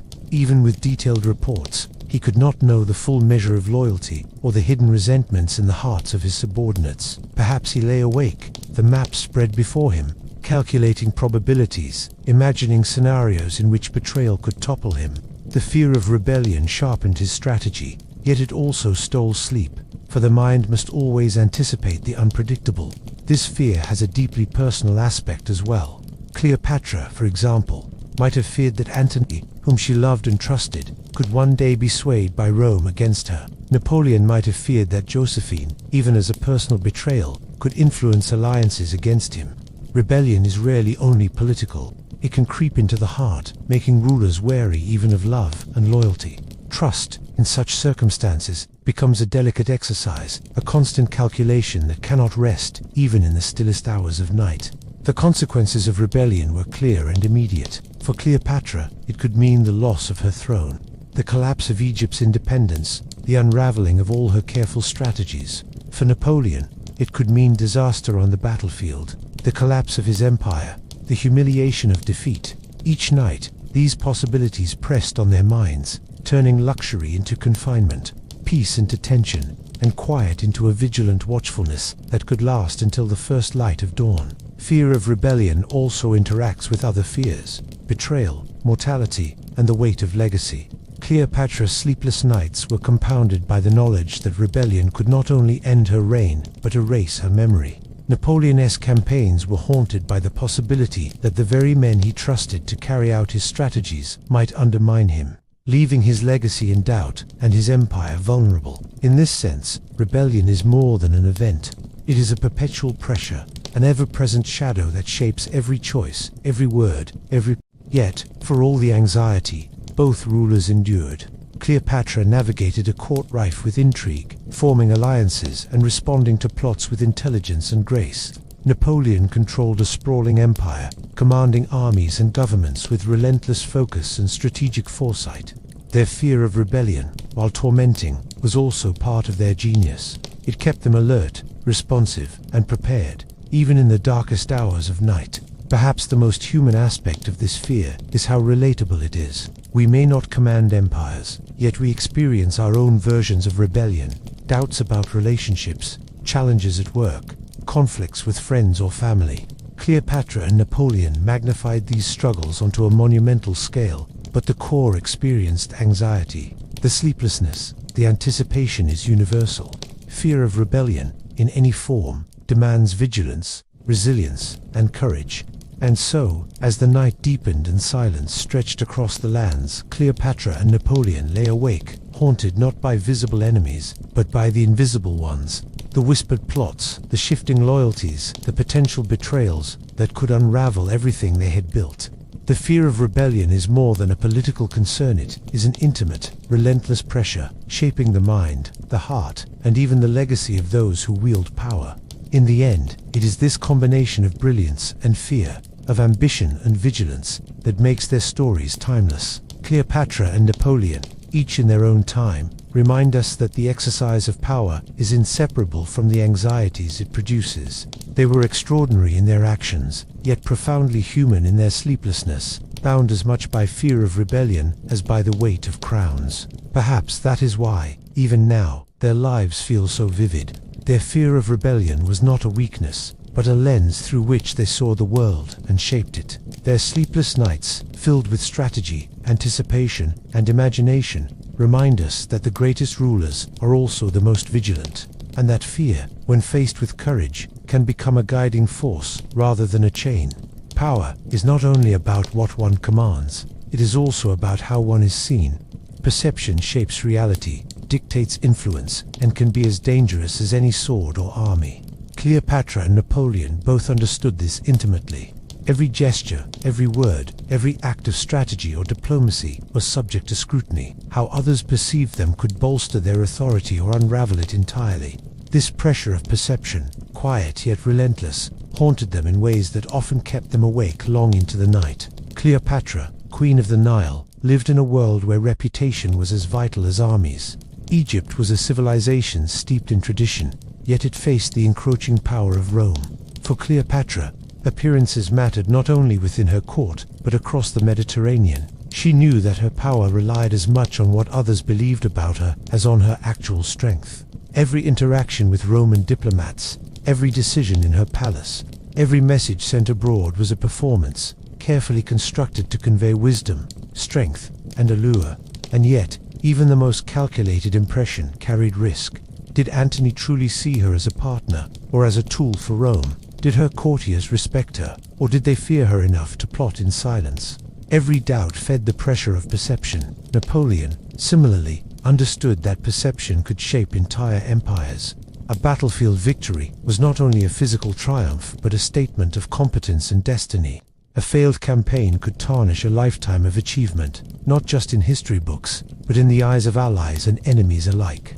Napoleon's presence, posture, and even appearance were carefully considered instruments of authority. A single gesture could inspire loyalty or sow doubt. He knew that perception was often the currency of power, sometimes more valuable than soldiers, cannons, or law codes. The pressure of perception is both external and internal. Cleopatra had to navigate the views of her subjects, her allies, and her rivals simultaneously. Rome, in particular, watched her every move. Reports about her intelligence, her charm, her influence over Antony could be exaggerated, manipulated, or falsified. She knew that history might judge her, long before her enemies had the chance to act. At night, lying in her palace chamber, she may have thought not only about immediate threats, but also about how her decisions would echo through time. Would she be remembered as a wise ruler, or merely as a seductress? Would Antony's loyalty cement her image, or would Rome twist it into scandal? Napoleon's concerns were strikingly similar. Even surrounded by advisors and generals, he knew that perception could override facts. A single rumor, a misinterpreted order, a whispered doubt could shift loyalty and morale instantly. Perhaps he stared at the ceiling of his tent, candlelight flickering against maps and dispatches, imagining how each of his decisions would be perceived. Victory, after all, is only complete if it is recognized. Authority is only secure if others believe it is. And in a world of spies, dissent, and political rivals, perception could never be fully controlled. This pressure shapes behavior in profound ways. Cleopatra became skilled in the art of influence, knowing when to display strength and when to exercise subtlety. She cultivated an image that combined intellect, beauty, and authority. Every public appearance, every audience with foreign emissaries, every interaction with Antony was part of a careful orchestration. Yet behind the calculated smiles and composed posture, there was likely anxiety. The awareness that one misstep could undo years of work is a constant companion to those whose power depends on perception. Napoleon, too, acted with this awareness. He managed not only armies and governments, but also public opinion. His proclamations, his dress, his gestures, every element was considered for its impact on perception. Even personal letters to Josephine carried an awareness of image, reflecting passion, yet carefully framing loyalty and control. The pressure to maintain the ideal image of invincibility was immense, yet he could not abandon it, for to falter in perception was to risk both obedience and destiny. Perception is often more subjective than objective. Cleopatra and Napoleon both knew that reality could be distorted by rumor, envy, or misunderstanding. A loyal ally might perceive a decision as betrayal. A celebrated victory could be reframed as overreach. Cleopatra may have pondered at night whether her allies truly understood her intentions, whether Antony interpreted her counsel correctly, or whether Rome's spies would twist her actions for political gain. Napoleon may have considered whether his marshals truly respected his strategies or only obeyed out of fear, whether his victories were seen as genius or as luck, whether the European courts perceived him as legitimate or threatening. The psychological burden of perception is immense. Cleopatra's nights may have been filled with rehearsals of how she would present herself to Antony, to her court, to emissaries from Rome. Every word, every gesture, every pause could carry meaning, and misinterpretation could be disastrous. Napoleon may have lain awake, thinking of how to project strength in the aftermath of a victory, how to reassure allies while intimidating rivals, how to manage the stories circulating through France and across the continent. Sleep, in these circumstances, becomes difficult because the mind cannot escape the constant calculus of image. Perception is also deeply personal. Cleopatra may have feared that Antony, despite his love and partnership, might misread her intentions, undervalue her intellect, or fail to defend her against political enemies. Napoleon may have feared that Josephine, or his own commanders, might perceive weakness or hesitation where there was none. These fears demonstrate that the pressure of perception extends into every relationship, not only into governance and diplomacy. To be perceived correctly by others was essential for survival, influence, and legacy. The irony is that the pressure of perception often works both ways. Cleopatra's image strengthened her rule and allowed her to wield influence over Rome. Antony's admiration and trust reinforced her authority. Napoleon's careful management of image inspired loyalty among troops and respect among adversaries. And yet, the same pressure could suffocate. One misstep, one misperception, one rumor, and the carefully constructed image could crumble. Their nights were restless because they knew that the world was constantly interpreting, judging, and reacting to them. And perception extends beyond life. Cleopatra and Napoleon were both keenly aware that their legacies would be defined not only by their achievements, but by how posterity would perceive them. Would Cleopatra be remembered as a brilliant strategist or as a temptress? Would Napoleon be celebrated as a reformer or condemned as a tyrant? Perhaps they lay awake, imagining the historian's quill, the chronicler's bias, the inevitable distortions that time imposes on memory. This adds another layer to the pressure. It is not only what people see in the present, but what they will remember in the future. The psychological tension of perception is exhausting because it is relentless. It infiltrates the mind at all hours, turning mundane actions into calculated risks and ordinary gestures into tests of authority.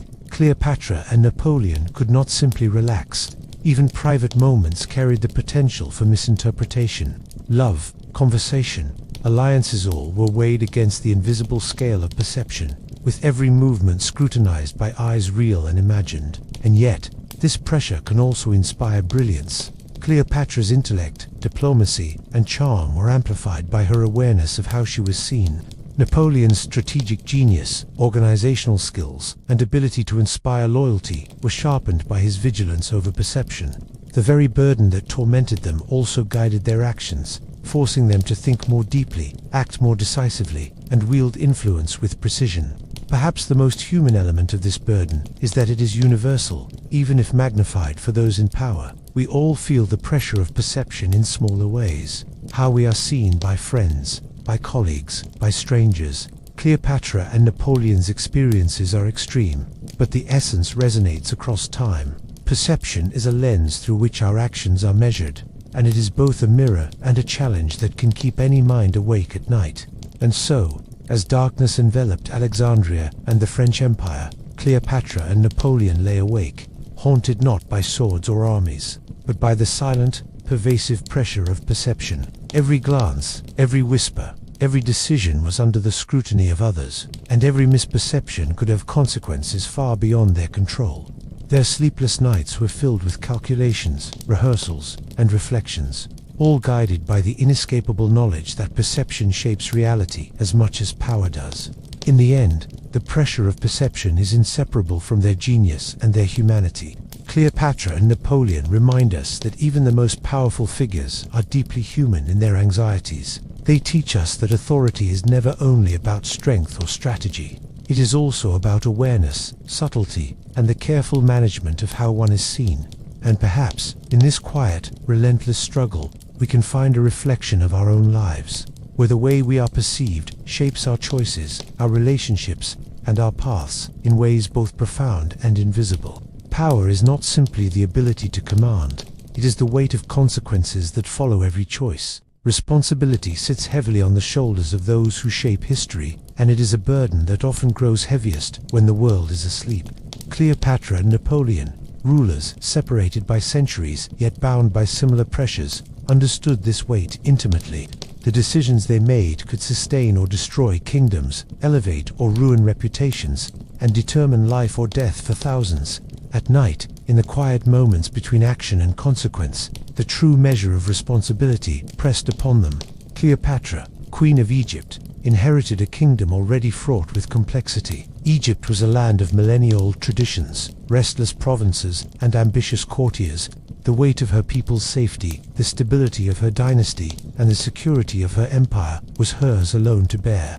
Imagine her, in the stillness of her palace, the Nile flowing quietly beyond her windows, moonlight illuminating the golden mosaics that lined her chambers. The world sleeps, yet she remains awake, contemplating every choice she must make, every decree she signs, Every alliance she negotiates, every military campaign she authorizes, carries consequences that ripple through the lives of countless subjects. Responsibility is both abstract and immediate, theoretical and visceral. It is the knowledge that a single error can bring catastrophe, and the certainty that every success comes at a cost. Napoleon, in his time, faced a similar weight. He rose from obscurity on a small Mediterranean island to command one of the greatest armies the world had ever seen. Yet the brilliance that allowed him to conquer Europe also carried tremendous responsibility. Every order, every strategic decision, every battle plan had the potential to save or destroy thousands of lives. Imagine him in a dimly lit tent, maps and dispatches spread before him, candlelight flickering across his face.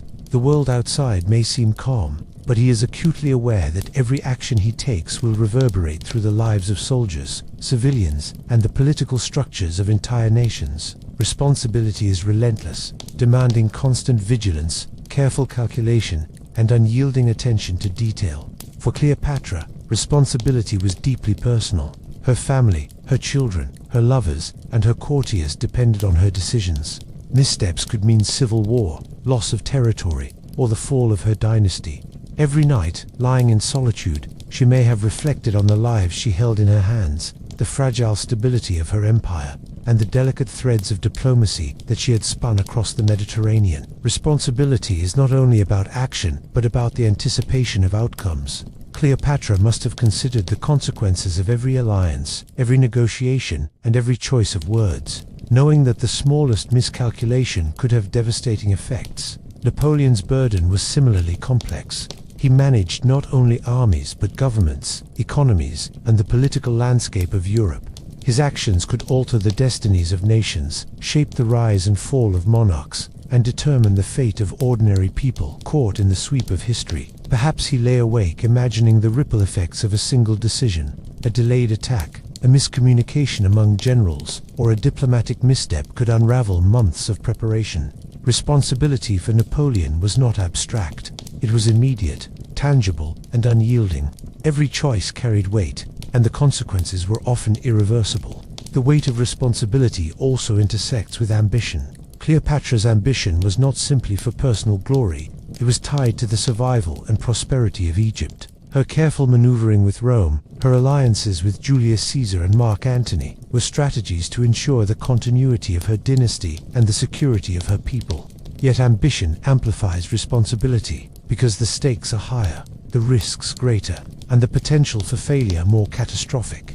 Napoleon's ambitions similarly expanded the scope of his responsibility. Every conquest, every reform, every political maneuver intensified the stakes. His successes could elevate Europe into a new order, but failures could plunge it into chaos. Ambition magnifies responsibility because it extends the sphere of influence and heightens the consequences of error. Responsibility is also intertwined with moral and ethical dilemmas. Cleopatra, for example, may have struggled with the tension between personal desires and political necessity. Decisions about war, diplomacy, or succession were not merely strategic, they carried moral weight. She had to consider not only what would preserve her power, but what would honor her people and her legacy. Napoleon, too, faced ethical challenges in his campaigns and governance. The lives of soldiers, the treatment of conquered peoples, and the administration of justice all rested, in part, on his judgment. Responsibility demands not only strategic acumen, but moral clarity, a combination that is as exhausting as it is essential. Sleep, in this context, is often elusive. Cleopatra may have lain awake, contemplating scenarios that had yet to unfold, weighing risks and anticipating outcomes. Napoleon may have stared at maps, calculating probabilities and imagining contingencies. The mind of a ruler cannot rest when so many lives and so much history hang in the balance. Responsibility transforms the night into a landscape of calculation, anticipation, and reflection. This burden is further complicated by isolation. Cleopatra, despite advisors and allies, could not transfer the weight of her responsibilities to another. Certain knowledge, certain decisions, had to remain hers alone. Napoleon, likewise, could delegate tasks, but could not delegate accountability. The isolation imposed by responsibility is profound, for it requires both action and foresight, often without consolation or support. Loneliness, then becomes an inevitable companion to those who bear immense responsibility. Responsibility also intersects with fear. Cleopatra may have feared that a misjudged political move could lead to civil unrest, rebellion, or even her death. Napoleon may have feared that a failed campaign could not only destroy his empire, but tarnish his legacy permanently. The pressure of responsibility amplifies existing anxieties and ensures that the mind remains active, alert, and often restless. Fear and responsibility coexist, each feeding into the other, shaping decisions and governing actions. Yet responsibility is not merely a burden, it is also a source of purpose. Cleopatra's ability to shoulder the weight of her empire allowed her to act decisively, to form alliances, and to preserve Egypt's sovereignty in turbulent times. Napoleon's grasp of responsibility drove him to organize, strategize, and innovate, creating military and political structures that reshaped Europe. The very weight that presses upon them also directs their genius, focusing their energy and attention in ways that lesser burdens cannot. The perception of responsibility also extends into legacy. Cleopatra and Napoleon both understood that their decisions would outlive them. The consequences of their actions, for good or ill, would shape how history remembered them. Perhaps Cleopatra lay awake thinking of her children, her dynasty, and the stories that would be told of her reign. Perhaps Napoleon pondered how his reforms, victories, and defeats would be interpreted by generations yet unborn. Responsibility, in this sense, is not confined to the present. It stretches across time, linking action with consequence in an unbroken chain. And so, the burden of responsibility is both immediate and eternal. It governs actions in the moment while echoing through history. Cleopatra and Napoleon, each in their respective ages, carried this weight with remarkable endurance. They faced sleepless nights, moral dilemmas, strategic complexities, and the ever-present possibility of failure. Yet their capacity to bear responsibility also enabled their achievements, their influence, and their enduring legacies. Perhaps the most human aspect of this burden is its universality.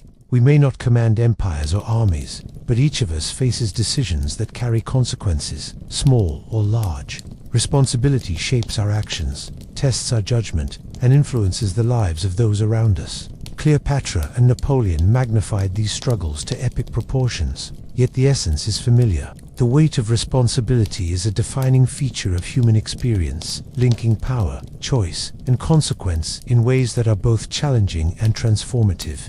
As the night deepened and the world outside fell silent, Cleopatra and Napoleon lay awake, each alone with the knowledge that their decisions carried immeasurable weight. The burden of responsibility was not abstract. It was immediate, tangible, and ever-present. Their sleepless hours were filled with contemplation, calculation, and the quiet acknowledgement that their actions would shape the world in ways both visible and invisible. In the end, this burden is inseparable from their greatness. Cleopatra and Napoleon remind us that leadership is never simply about authority or ambition. It is about the courage to carry immense responsibility, to make decisions with consequences that ripple far beyond oneself, and to endure the isolation and sleeplessness that such power demands. The burden of responsibility is heavy, unyielding, and relentless, but it is also what allows history to be made, remembered, and understood. Power is rarely exercised in isolation. It is an intricate dance, a game of shadows, whispers, and alliances. Cleopatra and Napoleon, despite the centuries that separated them, both understood that the art of diplomacy was a labyrinth, a place where missteps could be fatal, and success depended on understanding not only facts but human nature itself. The corridors of diplomacy are never straight. They twist, they turn, they are lined with hidden threats and silent observers. And in those corridors, rulers often walk alone, burdened by knowledge, strategy, and the constant fear of miscalculation. Cleopatra, Queen of the Nile, faced a world in which her empire was small but strategically vital. Egypt was rich, ancient, and culturally sophisticated, yet Rome loomed large and unpredictable on the horizon. Her diplomacy required finesse, charm, and an acute awareness of both opportunity and danger. Imagine her in the audience chamber of her palace, the walls adorned with murals depicting gods, pharaohs, and past glories. She would receive envoys from distant lands, interpret their gestures, read the subtext of their words, and consider the hidden motivations behind every bow. every phrase, every gift. The labyrinth of diplomacy demanded constant vigilance, for even a seemingly minor insult or misjudged tone could ripple outward into political catastrophe. Napoleon, on the other hand, faced a Europe in perpetual flux. Kingdoms, principalities, and empires jostled for power, each with its own traditions, ambitions, and grudges. Diplomacy was not merely about negotiation. It was a strategic battlefield where the mind often mattered more than armies. Imagine Napoleon seated at a grand table in a palace hall. Documents, maps, and treaties spread before him, the flicker of candlelight reflecting off polished surfaces. He had to anticipate every move, every hidden agenda, every potential double. The labyrinth of diplomacy required him to think not only in terms of the immediate negotiation, but in terms of cascading consequences across time and space. The art of diplomacy is intricate because it requires balancing competing interests. Cleopatra had to maintain Egypt's sovereignty while managing relationships with Rome's most powerful leaders. Julius Caesar and later Mark Antony were both allies and potential threats. Every interaction carried multiple layers of meaning. To align too closely with one could provoke jealousy or retaliation from another. To appear too independent could invite aggression. Cleopatra understood that diplomacy is not a linear path. It is a maze in which perception, timing, and subtlety are as critical as any decree or treaty. Napoleon faced similar complexity. His negotiations with Austria, Prussia, Britain, and other powers required careful calculation. Treaties had to be binding yet flexible. Words had to convey authority without arrogance, and gestures of goodwill had to be calibrated against the potential for misunderstanding or exploitation. The labyrinth of diplomacy demanded constant mental acuity, for one misjudged tone, one poorly phrased letter, or one misread expression could undo months of effort and potentially alter the course of entire campaigns. The psychological toll of navigating such a labyrinth is immense. Cleopatra likely spent countless nights reviewing messages, anticipating responses, and calculating contingencies. Every envoy who crossed her threshold was both a potential ally and a potential threat. Even familiar faces could carry hidden agendas, and even gifts might conceal subtle demands or veiled threats. The mind of a ruler in such circumstances is never at rest. The labyrinth of diplomacy ensures that vigilance must be constant. Napoleon, similarly, would have known sleepless nights as he considered the ramifications of each diplomatic engagement. Alliances were fragile, loyalties temporary, and missteps could cascade into military and political disaster. He had to balance boldness with caution, persuasion with intimidation, and calculation with intuition. The labyrinth of diplomacy is exhausting because it requires anticipating the unspoken as much as responding to the explicit. Each decision is a node in a complex web, and the wrong move can have consequences that extend far beyond the immediate negotiation. Diplomacy also involves deception, subtlety, and the art of concealment.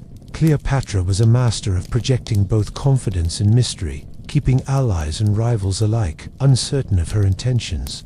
She understood that revealing too much could weaken her position, while revealing too little could alienate potential partners. Her charm, intelligence, and strategic insight allowed her to navigate this intricate network, but the effort required was immense. Perhaps at night, she replayed conversations, imagined alternative interpretations, and considered how her words and actions might be perceived across distances and cultures. Napoleon, too, relied on deception and strategic ambiguity. He often presented positions that concealed his true intentions, misled rivals, or tested loyalty. The labyrinth of diplomacy required not only skill but creativity, for each negotiation was unique, shaped by the personalities, ambitions, and fears of those involved. He would have spent hours considering the psychological dimensions of diplomacy, the pride of kings, the insecurities of generals, the subtle influence of advisors. These considerations shaped both strategy and execution,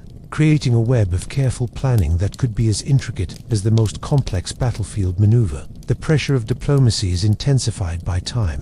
Cleopatra could not wait indefinitely for decisions. Delays could be interpreted as weakness. Napoleon could not afford hesitation. Opportunities could vanish in moments. Every communication, every envoy, every treaty carried the weight of urgency. Decisions had to be made, not only accurately, but promptly, with foresight and precision. The labyrinth of diplomacy is not a leisurely stroll, it is a race through corridors filled with traps, where each choice carries consequences that might not be immediately visible. This shadow is amplified by rivalry.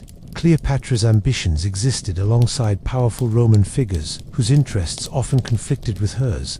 Julius Caesar's decisions, Antony's actions, and the machinations of the Roman Senate created a complex landscape where ambition could clash violently. She had to navigate these rivalries with intelligence and tact, always aware that a single misstep could undermine her carefully laid plans. Napoleon, in turn, faced rival leaders, coalitions, and adversaries who sought to thwart his objectives. Ambition cannot exist in a vacuum. It is always measured against the ambitions of others, and this creates both tension and opportunity. The shadow of ambition also brings isolation. Cleopatra's aspirations required her to make decisions that others could not fully share or understand. Advisors, allies, and lovers could counsel, but they could not bear the weight of responsibility or ambition for her. Napoleon's situation was similar. Even surrounded by generals, ministers, and confidants, the ultimate burden of ambition rested on his shoulders alone. The solitary nature of ambition can be exhausting, for it demands a clarity of vision and determination that few others can provide. Sleep, then, becomes a rare luxury, for the mind cannot disengage from the pursuit of goals whose stakes are so high.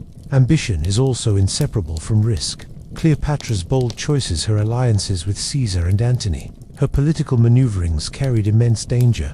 Misjudgments could lead to civil war, foreign invasion, or the loss of her throne. Napoleon's ambitious campaigns stretched across Europe, requiring rapid mobilization, coordination of massive forces, and the management of countless contingencies. Ambition thrives on risk, yet risk magnifies the shadow. The higher one reaches, the more precarious the perch, and the more consuming the awareness of potential failure. This shadow also interacts with desire. Cleopatra's ambition was fueled not only by duty, but also by a personal desire for power, recognition, and influence. Napoleon's ambition was entwined with a desire for glory, legacy, and the transformation of Europe according to his vision. Desire magnifies ambition, infusing it with intensity, urgency, and emotional resonance. The restless nights of these rulers were shaped not only by practical concerns, but by the deep, often unspoken longing for achievement, status, and historical immortality. The psychological toll of ambition is profound.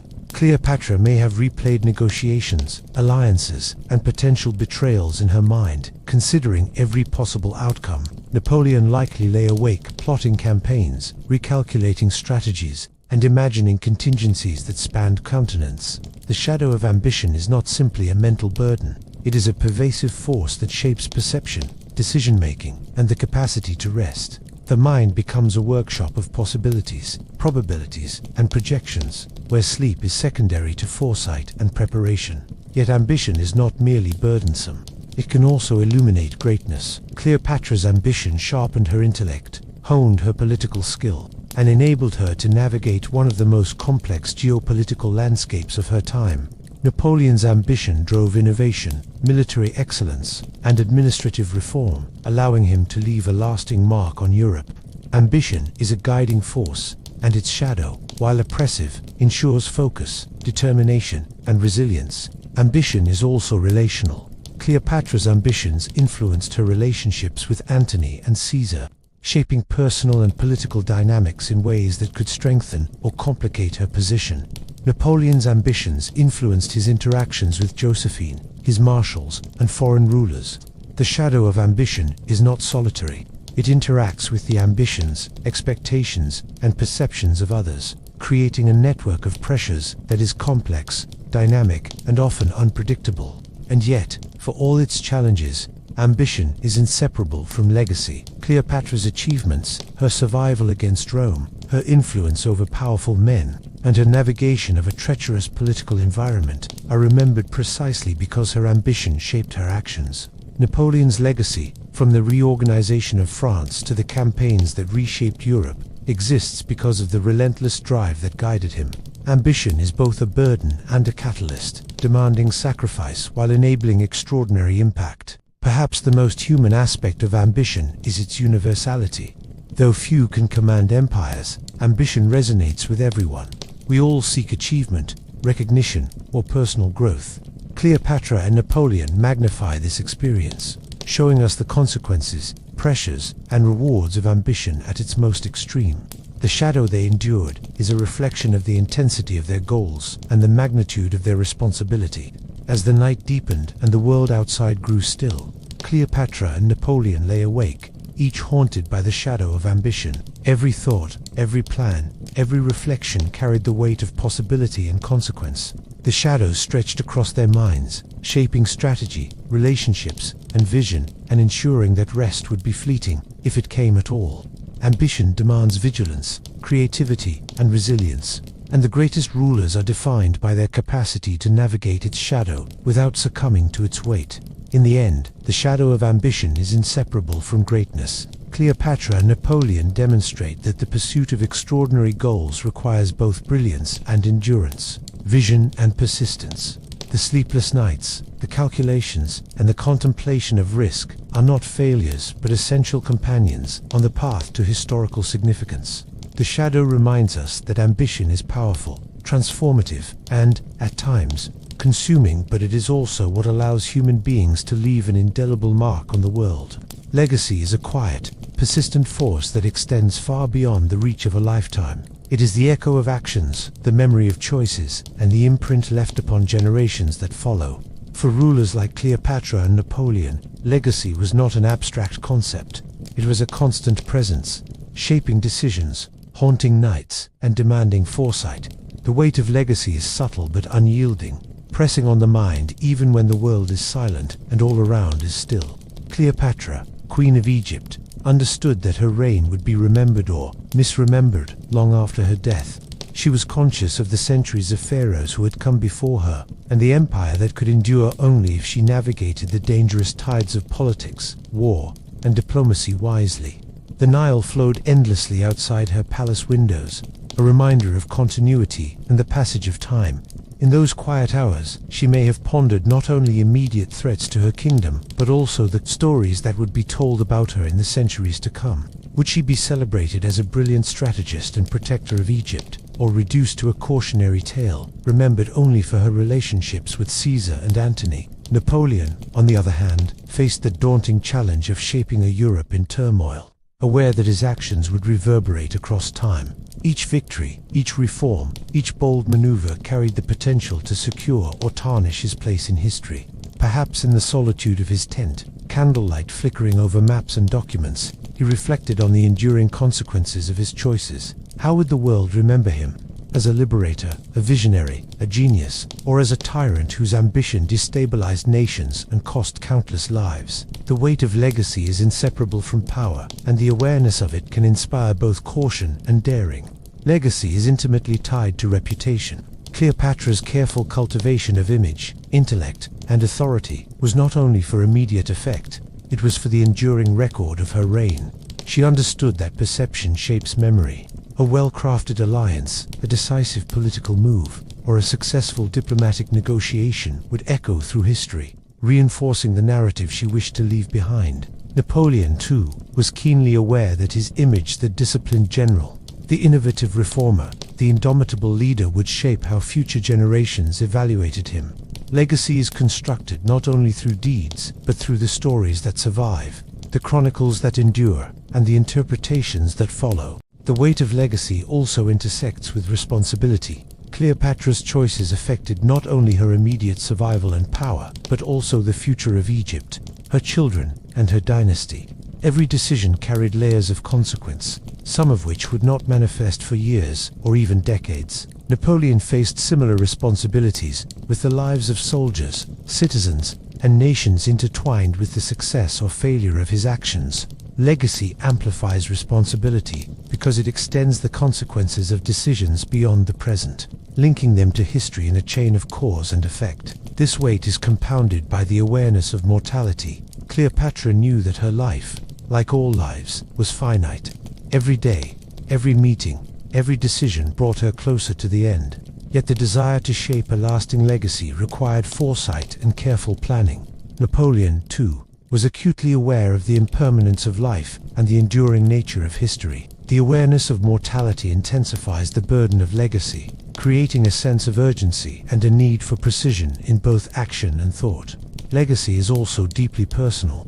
Cleopatra may have wondered how her children would remember her, how her people would reflect upon her reign, and how historians would interpret her life. Napoleon may have considered his own family, his generals, and the citizens under his rule, imagining how his reforms, campaigns, and decisions would be judged. The weight of legacy is not only public but private, intertwining ambition, duty, and personal relationships into a complex web of concern and reflection. Sleep, in this context, is elusive.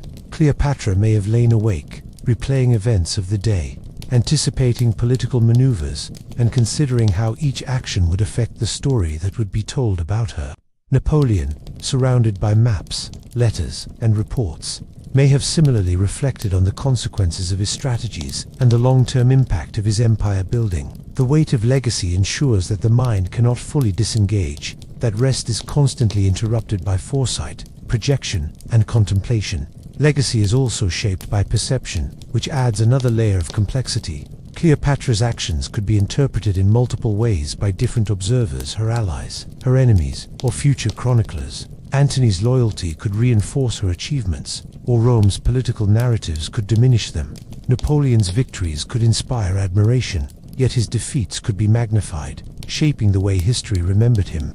The weight of legacy is inseparable from the subjective lens through which history is viewed, yet within this burden lies opportunity. Cleopatra's legacy is enduring precisely because she navigated the complex intersections of power, diplomacy, and personal influence. Her intelligence, charisma, and strategic acumen have ensured that her name remains iconic centuries later. Napoleon's legacy, too, is profound. From the administrative reforms he implemented in France to the reshaping of European borders, the weight of legacy can be empowering, guiding decisions and inspiring extraordinary achievements. Legacy also interacts with ambition. Cleopatra's drive to secure her throne and influence Rome was not solely about power in the moment. It was about shaping the enduring narrative of her reign. Napoleon's expansive campaigns, reforms, and leadership were motivated not only by immediate gain, but by the desire to leave a lasting mark on history. Ambition and legacy are intertwined. One fuels the actions that will be remembered, and the other provides the framework through which those actions are evaluated over time. The burden of legacy is further complicated by unpredictability. Cleopatra could never fully know how future generations would judge her, nor could Napoleon. The outcomes of their actions depended on countless variables, from the decisions of allies to the interpretations of historians. This uncertainty amplifies the weight of legacy, for it introduces a persistent tension between control and chance. Sleep is restless because the mind cannot entirely predict or govern the forces that will shape its memory. Legacy is also relational. Cleopatra's story is inseparable from her relationships with Caesar, Antony, her children, and her subjects. Napoleon's legacy is intertwined with Josephine, his marshals, his generals, and the citizens of his empire. Legacy exists in dialogue with others, in how relationships are remembered, and in how influence is perceived across time. The interconnectedness of legacy reinforces its weight, for it is not an isolated concept, but a reflection of impact, influence, and memory. Perhaps the most compelling aspect of the weight of legacy is its universality. While few of us wield empires or armies, each of us leaves traces of action, decision, and influence. Cleopatra and Napoleon magnify this experience to extremes, showing us how every choice, alliance, and victory can ripple through generations.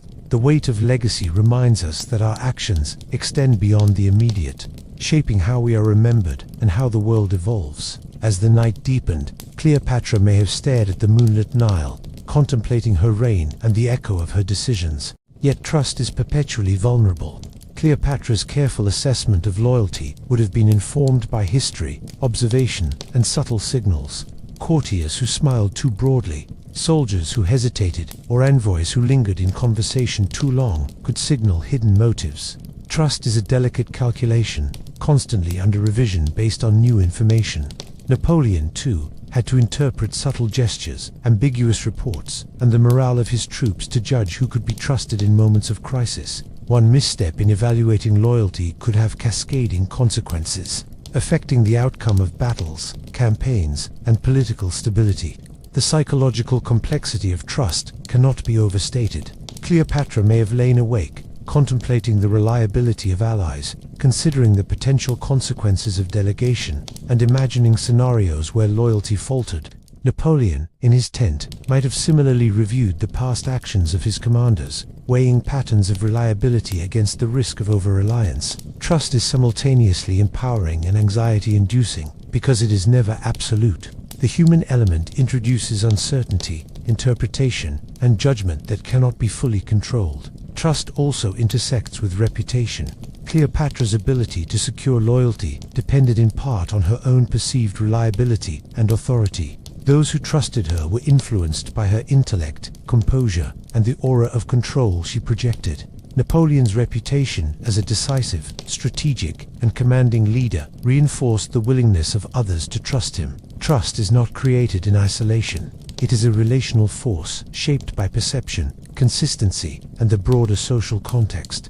Misjudging trust can damage reputation, just as prudent trust can enhance it. The allure of trust is its capacity to unlock potential. By delegating authority, Cleopatra could engage in diplomacy, strategize with Antony, and maintain oversight of Egypt's governance. Napoleon's trust in his generals allowed him to coordinate complex campaigns across vast territories. Trust enables efficiency, amplifies capability, and facilitates action that would be impossible under constant micromanagement. Without trust, even the most brilliant leaders would be paralyzed, unable to extend their influence beyond immediate action. But with allure comes danger. Cleopatra's trust could be exploited, manipulated, or betrayed, sometimes with devastating consequences. Alliances might crumble, plots might unfold, and trusted confidants might act in ways that served their own interests. Napoleon's reliance on key figures introduced the risk of miscommunication, disloyalty, and errors that could imperil entire campaigns. Trust is inherently a negotiation between empowerment and risk, between reliance and skepticism. The tension between these elements shapes decision-making, strategy, and the psychological landscape of leadership. Trust is also deeply emotional. Cleopatra's relationships with Antony and Caesar, though politically motivated, involved layers of personal confidence and vulnerability. To trust is to reveal oneself, to take a risk that extends beyond strategy into intimacy and personal connection. Napoleon's reliance on Josephine, on generals, and on advisors was similarly interwoven with personal judgment, affection, and expectation. Trust engages both the intellect and the heart, and the danger it carries is amplified because it touches multiple dimensions of human experience. The consequences of misjudged trust are profound. Cleopatra might have feared that misplaced confidence could lead to betrayal by courtiers or allies, destabilizing her rule and threatening her life. Napoleon's miscalculations in trust could result in military defeat, political setback, or the collapse of confidence among troops and citizens. The stakes of trust are amplified for those in power because the human cost of error is multiplied across society. One misjudged loyalty can ripple outward with devastating consequences, reinforcing the intensity of sleepless reflection. Trust is relational and temporal. Cleopatra's confidence in Caesar or Antony depended not only on past actions but on ongoing observation, assessment, and reinforcement. Napoleon's trust in his commanders depended on repeated demonstrations of loyalty, competence, and alignment with his objectives. Trust is never static. It evolves with circumstance, context, and behavior. The constant monitoring and adjustment required to maintain prudent trust is mentally exhausting, ensuring that leaders remain alert even in moments of apparent calm. And yet, the pursuit of trust is unavoidable. Cleopatra's ability to wield power effectively, to navigate diplomacy, and to preserve her empire depended on forming reliable networks of support. Napoleon's ability to execute complex campaigns, manage an empire, and shape history required the careful cultivation of confidence and reliance. The allure of trust is that it enables action at a scale impossible for a solitary figure. The danger is that any breach can have disproportionate consequences. Leadership is defined by this delicate balance, and the sleepless nights of rulers are often devoted to its careful management. Perhaps the most human aspect of trust is its universality. While Cleopatra and Napoleon experienced it on an epic scale, We all navigate trust in our own lives, friends, family, colleagues, and communities. The intensity is magnified for rulers, but the principle is the same. Trust empowers, protects, and sometimes betrays. The balance between reliance and skepticism shapes outcomes, relationships, and personal growth. Cleopatra and Napoleon magnified these stakes to extremes, providing a window into the psychological weight of trust in positions of immense responsibility. As the night deepened, Cleopatra may have reflected on each whisper, gesture, and promise, considering how trust could fortify or threaten her position. Napoleon may have reviewed the loyalties of generals, the reliability of messages, and the subtleties of alliances across Europe. In their solitude, they faced the dual nature of trust, its ability to empower and its capacity to betray. Trust demanded vigilance, insight, and courage, and it shaped both immediate outcomes and long-term legacy. In the end, the allure and danger of trust are inseparable. Cleopatra and Napoleon demonstrate that effective leadership relies on the ability to discern, cultivate, and maintain trust while recognizing its inherent fragility. Trust is both a tool and a test, a source of strength and a potential vulnerability. The sleepless nights it inspires are a reflection of the profound responsibility it entails and the extraordinary demands placed upon those who wield power. Even the most powerful minds are haunted by shadows. For Cleopatra and Napoleon, rulers separated by centuries but bound by similar struggles, the night was never truly silent. It was filled with echoes of past decisions, anticipations of future consequences, and the quiet tremors of fear, doubt, and imagination. Nightmares are not merely the random workings of the mind. For those who hold power, they are mirrors reflecting responsibility, ambition, and the labyrinth of human relationships. Reflections emerge in these hours, illuminating choices, regrets, and insights that the daylight may obscure. Cleopatra, Queen of Egypt, may have often lain awake, enveloped by the soft light of the moon over the Nile, feeling the pulse of the empire beneath her fingertips. Her thoughts could drift to the fragility of alliances, the loyalty of Antony and Caesar, and the countless plots woven in the palace corridors. In the quiet of her chamber, shadows of doubt might creep in. What if a trusted advisor betrayed her? What if a minor misstep invited Roman retaliation? These nightly reflections were more than anxiety. They were the mental rehearsal of power, a continuous simulation of strategies, outcomes, and contingencies that shaped the survival of her empire. The mind of a queen cannot pause. Even in dreams, the calculus of rule continues. Napoleon, in a tent filled with maps and dispatches, may have experienced similar nocturnal struggles. The glow of a solitary candle illuminated his meticulous notes, while his mind replayed battles, anticipated diplomatic moves, and considered the loyalty of generals. Nightmares were not random for Napoleon, they were extensions of his strategic mind. He may have envisioned a misaligned attack, an unexpected betrayal, or a campaign collapsing due to miscommunication. Even in sleep, the weight of empire pressed upon him, reminding him that the consequences of action and inaction are rarely confined to the day. The psychological landscape of rulers is complex. Cleopatra's dreams could have blended past experiences with potential futures, intertwining personal fears with political exigencies. Napoleon's reflections might have fused tactical calculations with moral and ethical considerations, creating a mental tapestry where victory and loss, pride and regret, ambition and responsibility intertwined. Nightmares, in this sense, are not purely irrational. They are the mind's method of processing the extraordinary pressures of leadership, a nocturnal rehearsal of survival, strategy, and legacy. Regret, too, is a companion of the night. Cleopatra may have questioned decisions that could not be undone, moments when trust was misplaced, or opportunities missed.